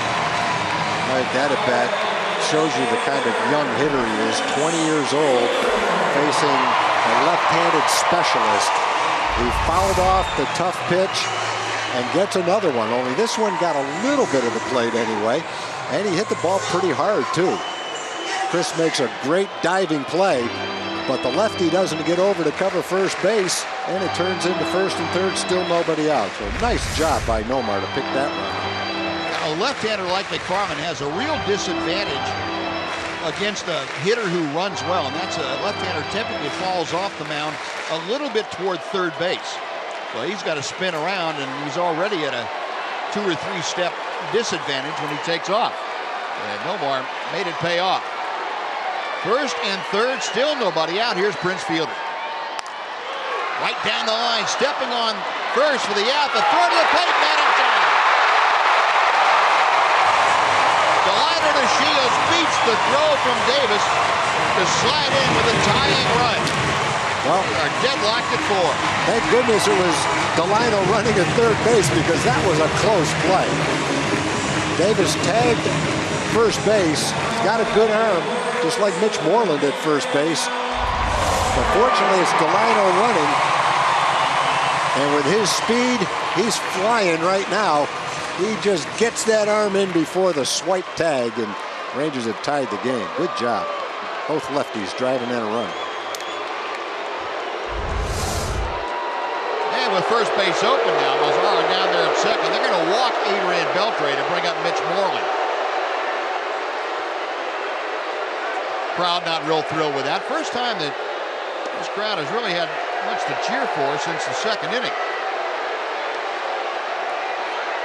Make that the first inning, right? The Rangers scored their only run.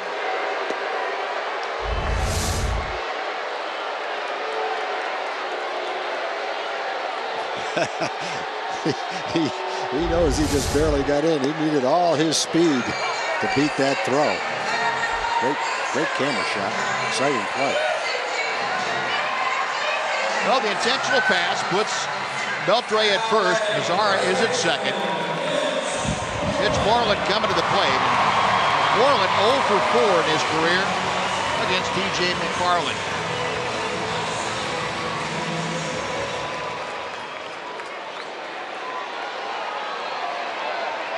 Mitch can grind down an at bat here against a tough left-hander.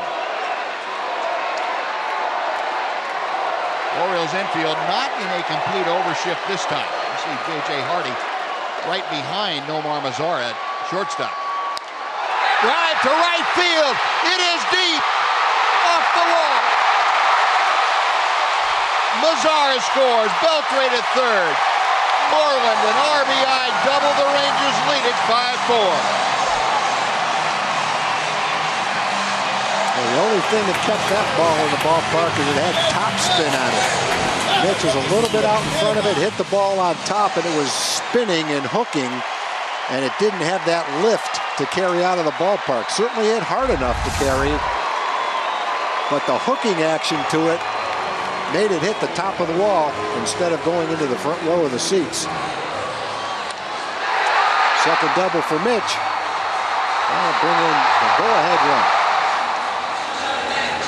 Mitch Moreland, a huge RBI two-bagger, his second double of the game. And that's going to do it for T.J. McFarland. He's only able to get the 2 outs in this 8th inning. Michael Gibbons, on for the second time in this series, will take another timeout. Rangers have taken the lead by 1. We're back right after this.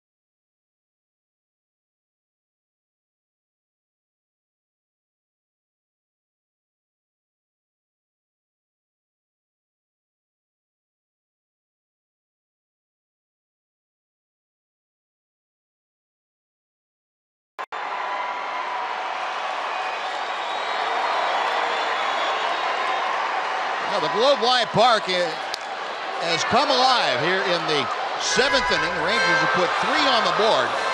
Still just 1 out. Ryan Rua facing the new pitcher, Michael Gibbons. Gibbons, a hard thrower, pitched an inning on Thursday night here. Rangers have Beltre at third, Moreland at second. The infield pulled all the way in for the Orioles. 1 ball, 1 strike. The Rangers have had 5-run innings each of the first 2 games. Well, base hit here, and they got to have another one. Yep.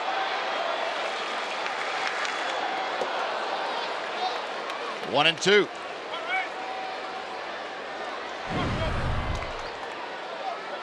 Rua tonight has grounded out twice and popped out. At the infield just behind the cut of the grass with Beltre at third. They play back just a little bit from all the way in. Got him swinging. And Gibbons able to go up the ladder a bit at 95, and that is out number 2. Here comes Rougned Odor.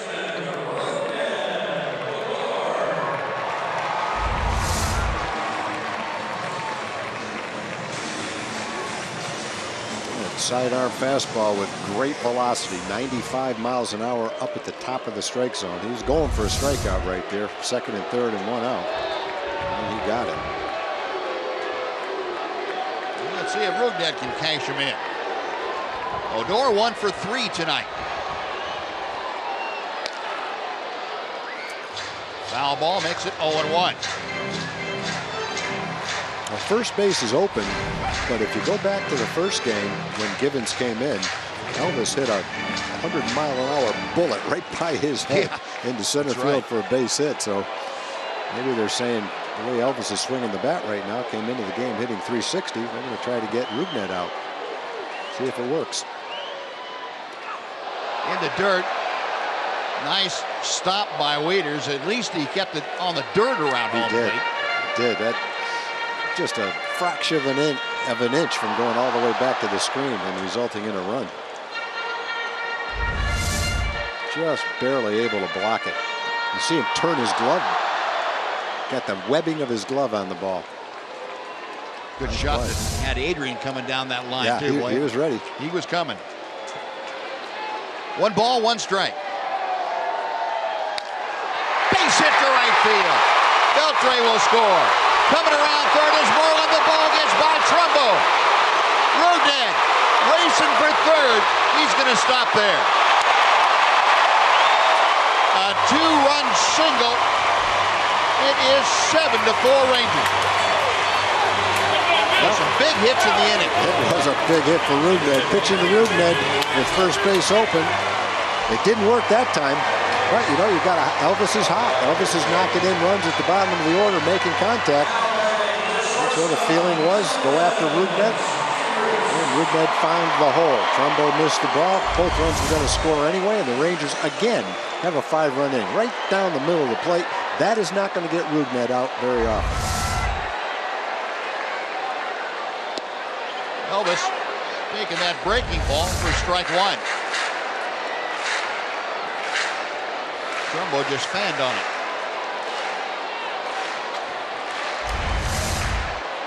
That's the first miscue of the ball game by either club.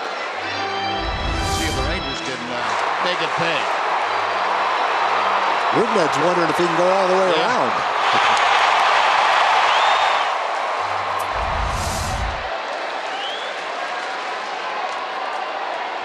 Nothing in 2. Well, it's just nice to be able to top the inning. A 3-run inning is a great inning, but it only leaves you with a 1-run lead against the Orioles, who can at any moment score with a home run. And that big hit with 2 outs to drive in the next 2 runs. That was a huge hit by Rugnet.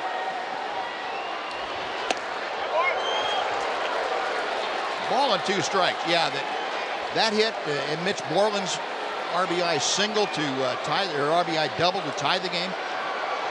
2 big hits by left-handers from the Rangers this inning. Still 1 and 2. Odor driving in runs. He has 10 RBI this season. And there's the note. Most in the American League, the Rangers scoring for the 4th time 5 runs or more in an inning. 5 runs gets him to 7. Half price Papa John's Pizza tomorrow. There's another one. They're going to make it a 6-run inning. Elvis with the RBI single. Rangers 8-4. Returning the favor from last night. Down by a couple of runs late in the game. They put up 6 tonight. Orioles put up 9 last night in the 7th inning. Rangers might not be done yet. Well, here's a good example of Elvis, the way he's been swinging the bat at the bottom of the order. He kind of forced Buck's hand, where Buck decided to pitch to Rugnet, and there's the reason why, because Elvis is swinging the bat pretty well himself.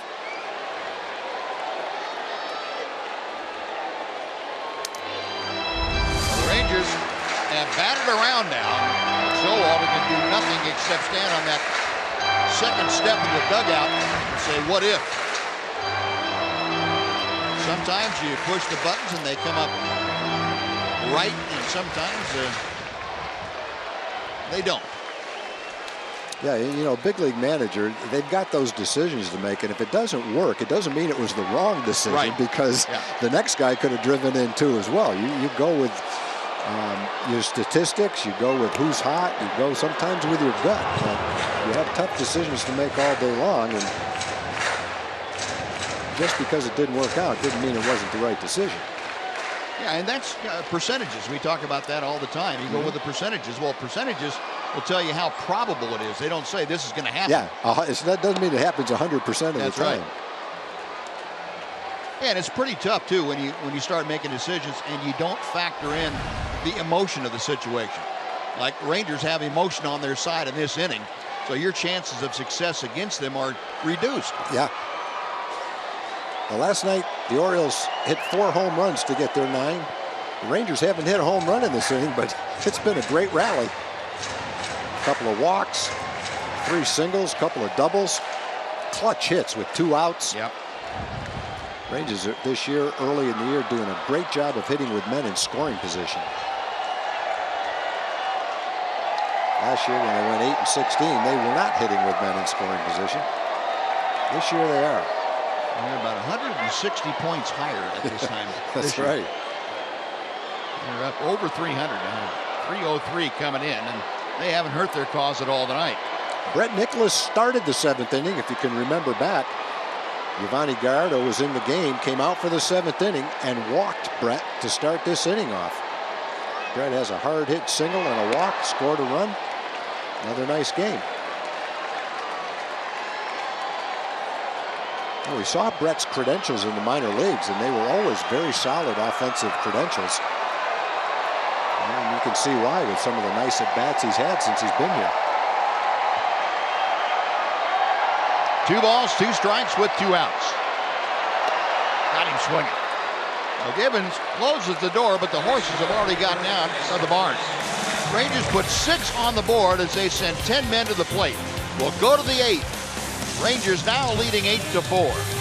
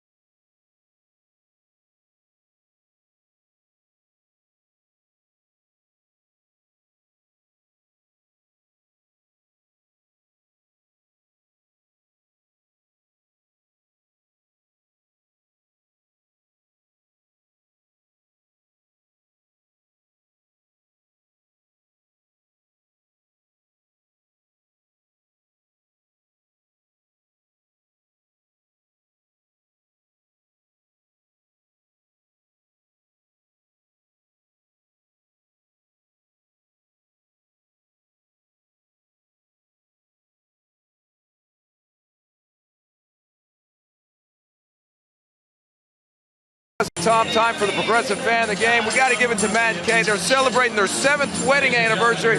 They're from Missouri. How'd you become a Ranger fan in Missouri? Oh, been a long time Nolan Ryan fan. I went to high school with Cole Hamill's wife, Heidi, and I thought we'd come down here and check out a Texas Rangers game. There we go. Congratulations. Here's the bag. Big plans afterwards? You betcha. All right. Okay. No, there we go. All right, Kay. Congratulations. All right. Go Rangers. Go Rangers. Yeah. Noxie didn't need a follow-up question. Sometimes pictures do tell it now. That's Sam Dyson now on to the ball game, and all of a sudden Keone Kela is the pitcher of record on his birthday. The Rangers will give him a birthday present. And Sam Dyson appearing in his 6th ball game, 0-1, a 1.69 ERA. Sam on to face Pedro Alvarez to start things off here in the 8th. Rangers now a 4-run advantage after a 6-run 7th inning. Got him on top. 1 ball and no strikes. Alvarez tonight, 1 out of 2, an RBI single his last time up.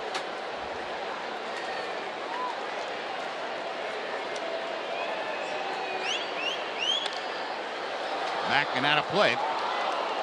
1-1.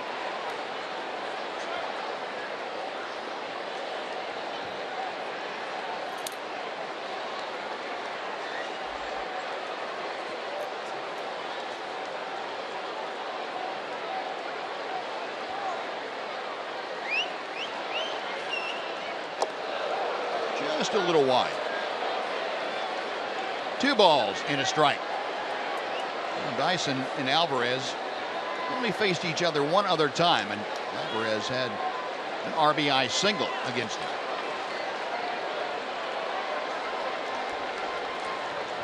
Rangers into an overshift on the infield. 2-2. When you throw a wild pitch with your fastball, come back with a changeup. That one worked pretty well. Pretty tough for a hitter to look for a changeup right there. Yeah. A guy throwing 95 miles an hour.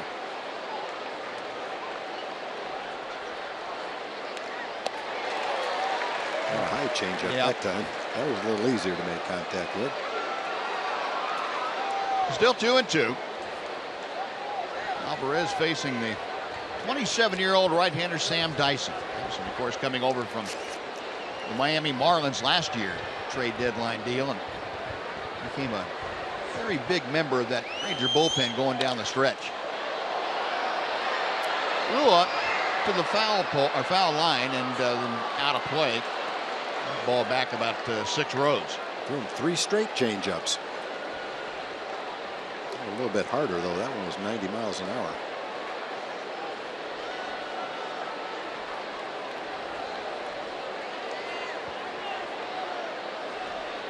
Last year, Sam appeared in 31 Ranger games.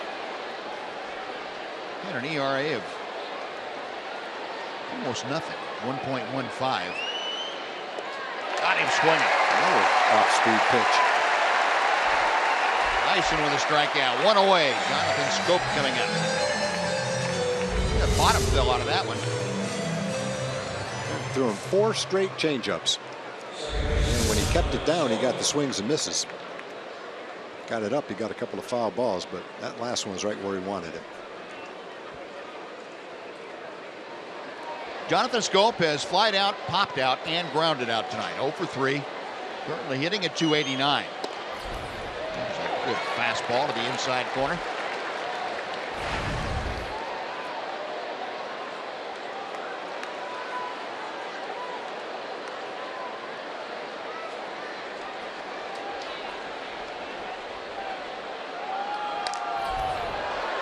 Another good fastball. Boy, he gets that fastball running in and down. Hitters, right-handed hitters, got to keep that off their fists somehow. He has such a nice, easy, smooth motion to pop that ball in at 97. 0-2. Man, that one in on his fists. 90 miles an hour. It's more of an off-speed pitch. Good job by the security man getting out of the way.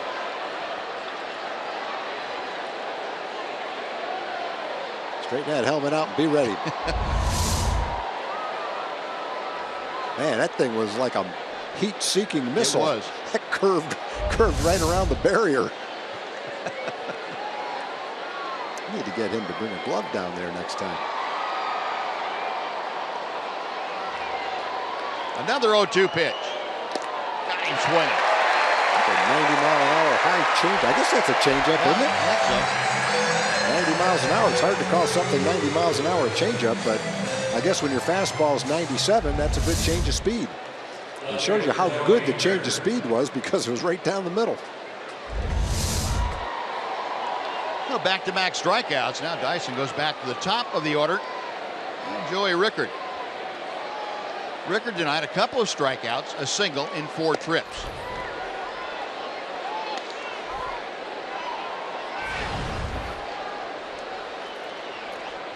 Rickard with that average, as you can see, at 311.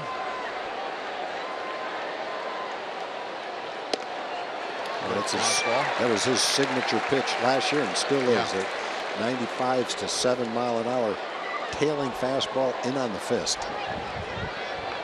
You hear so many pitching coaches trying to get their pitchers to throw in. Some can, some can't. Not necessarily the easiest thing to do, but Sam seems to have a pretty good knack for being able to do that. Baltimore in one of those streaks that they will go through. 7 of 9 hitters now have struck out. 1-2 coming from Dyson. Beltre unloads in a hurry and gets triggered by a step. And it's a 1-2-3 eighth inning for Sam Dyson and the Rangers. Texas coming to bat in the bottom of the 8th, leading 8-4.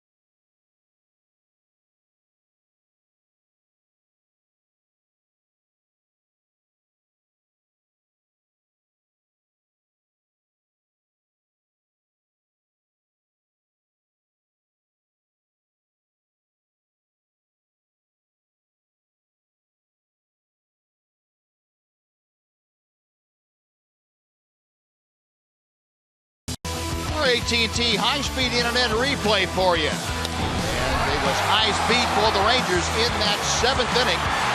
Azara, the infield single of the RBI. Then Mitch Moreland, that high speed off the wall in right, tied the ball game. Wouldn't Odor, a 2-run single, and it got by Trumbo, which set up another run. Elvis getting the job done there. High-speed plays for you in that 7th. AT&T high-speed internet bringing you those. And Delino DeShields greets Dylan Bundy, a new pitcher for the Orioles, with a base hit here in the 8th inning. So DeShields now a 3-hit night. He is 3 for 5. 2 doubles, now a single. Dylan Bundy has come out of the bullpen. Bundy, a former #1 pick of the Orioles, 4th overall in the 2011 draft. He's an Oklahoman, taken out of high school. And there goes the throw down to second. They just get Delino DeShields. The Weeders got rid of that very quickly and put it on the money.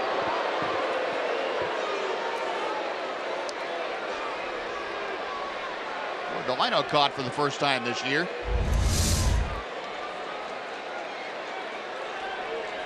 Great shot of a quick tag. It was just in time. Get a better look at it. Let's see. Boy, that's close. That is close. That's close. And play being held up while Jeff Bannister waits for word about just exactly how close was that. They say, okay, let's take a look at it. Fans like it. Bobby Jones taking the replays apart upstairs and passed word down to Steve Buechele and then on to Jeff Bannister. Said, yeah, that's worth a look. So we indeed will have a replay review on the attempted stolen base. Again, now the call on the field is out. And there has to be clear and convincing evidence to overturn this call. See what you think. Pretty much bang bang right there, and this is probably the best angle we're going to have, putting those two together. That's when that tag was applied. Second base umpire Paul Emmel and the crew chief Mike Everett are the two umpires that have the headsets on. They're in touch with Replay Command Center back in New York. An umpires rotate through that replay center as part of their normal rotation. I don't know. I'm not sure there's enough to overturn that call, but we'll find out. Clear and convincing are the modifiers for the information that the folks in the replays have to see to overturn it. Meanwhile, Delino and everybody else waiting to see what they come up with. And he is out. Like I said, that was the first caught stealing. That's the second caught stealing now, and it's official for Delino to Shields. So 2-6 on the put out at second base. Well, so far this year, there have been 77 reviews. 26% have been confirmed, 26% have stood, and 36 overturned. That's 47% of them. One rules check. No base is empty now, with one out for Nomar Mazara. Mazara a 3-hit night. And Bundy missing badly upstairs. 3 balls and no strikes. Mazara, all 3 singles. He drove in a run, a big run in that 7th inning, or 6th, excuse me, a 6-run 7th inning. And ball 4. Bundy misses outside, and Mazara is aboard. Well, Mazara's been on 4 straight times after a long fly ball in the first inning. Fly ball in the first inning did move the liner to third where he scored. 3 singles and a walk.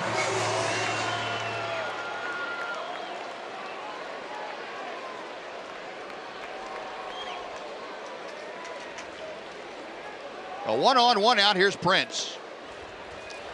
Bundy missing outside for ball 1.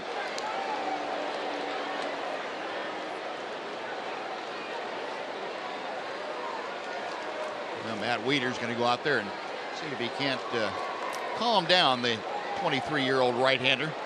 This is Bundy's 3rd major league game. Made the call about his spring training. The Orioles had a real tough decision with him as to whether to keep him as a starter or let him come to the major leagues and work out of the bullpen. Got that big arm. A good fastball misses. 2 balls, no strikes. Coming into this year, Bundy had appeared in 40 minor league games. All 40 of them have been starts. Pitched 167 innings total.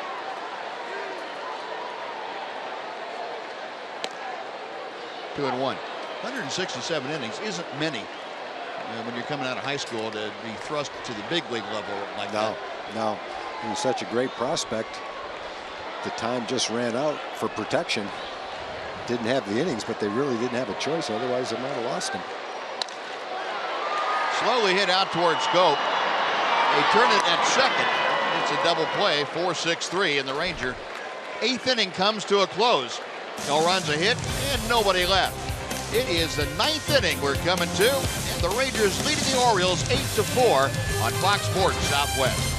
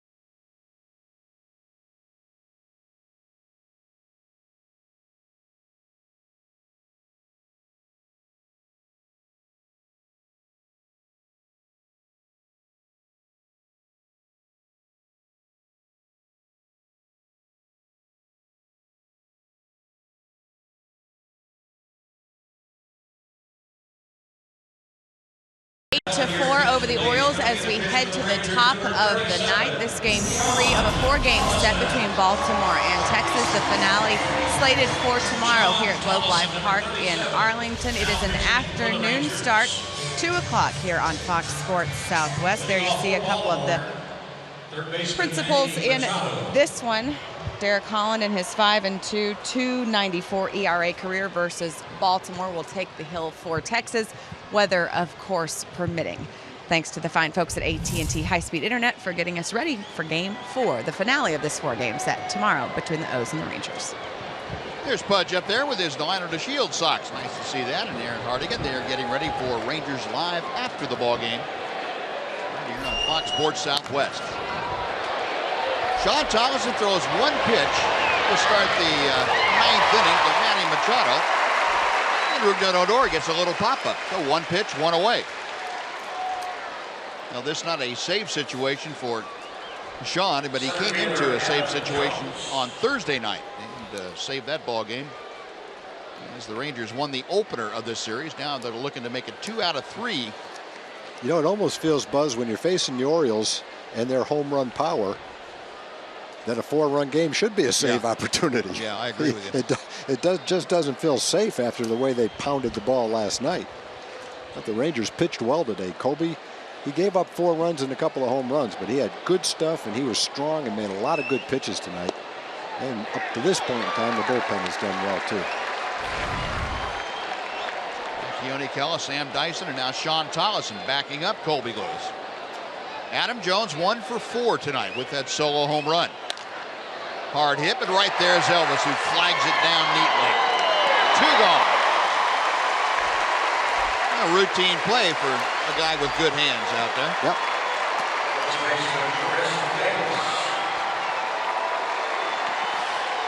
Now Chris Davis will come up.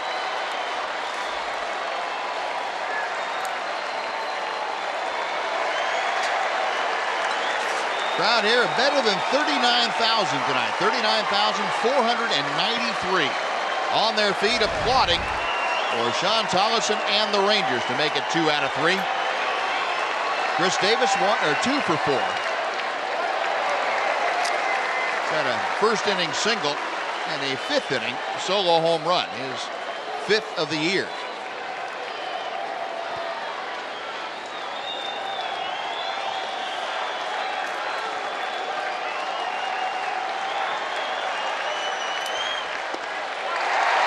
And 2. Well, Rangers have utilized off-speed pitches very well tonight. Keone's curveball, Sam's changeup. There's a changeup from Sean Tolleson.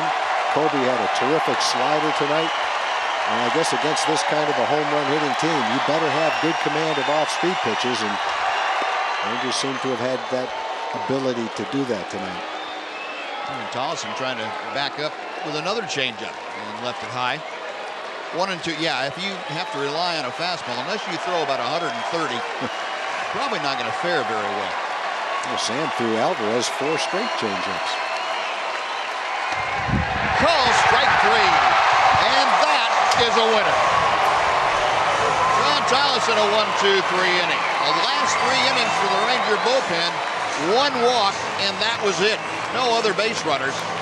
And the Rangers do make it 2 out of 3 against these O's, and they go for a series win tomorrow in the finale tomorrow afternoon. But tonight, the Rangers get it done. Keone Kela, on his 23rd birthday, is the winner, as he was the pitcher of record when the Rangers put 6 on the board in the 7th inning. A lot of great offense tonight. Rougned Odor, a big part of that, and here's how it ended. After a changeup, that looks like a 100-mile-an-hour fastball right on the outside corner.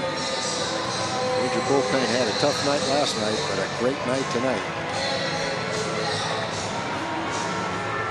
Jeff Bannister, handshakes all around. A hard-earned victory tonight. It's been the story of this series, a big inning.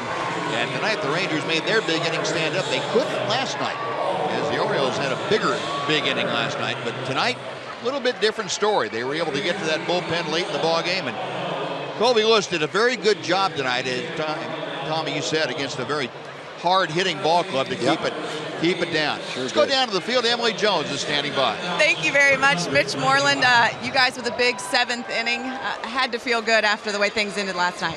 Yeah, absolutely. To kind of turn the tables on them, it was a big win for us to get an inning going and get some runs on the board. Colby always says, I just want to keep my team in the game. Go deep into the ball game, keep my team into the game. He was able to do that tonight. What did you see from him? Yeah, I mean, typical Colby. He always does it. But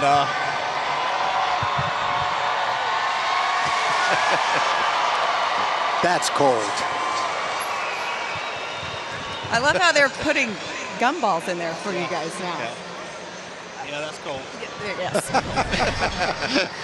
For you like a jawbreaker now. For you guys as a team, do you feel like things are starting to click and come together?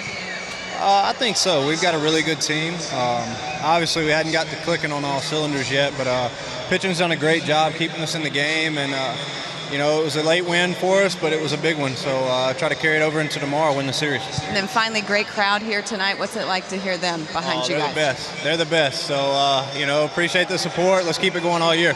Thank you, Mitch. Appreciate the time. We'll send it back up to you guys. Mitch and a cast of thousands tonight in front of better than 39,000 at Globe Life Park. We'll be back with more right after this on Fox Sports Southwest.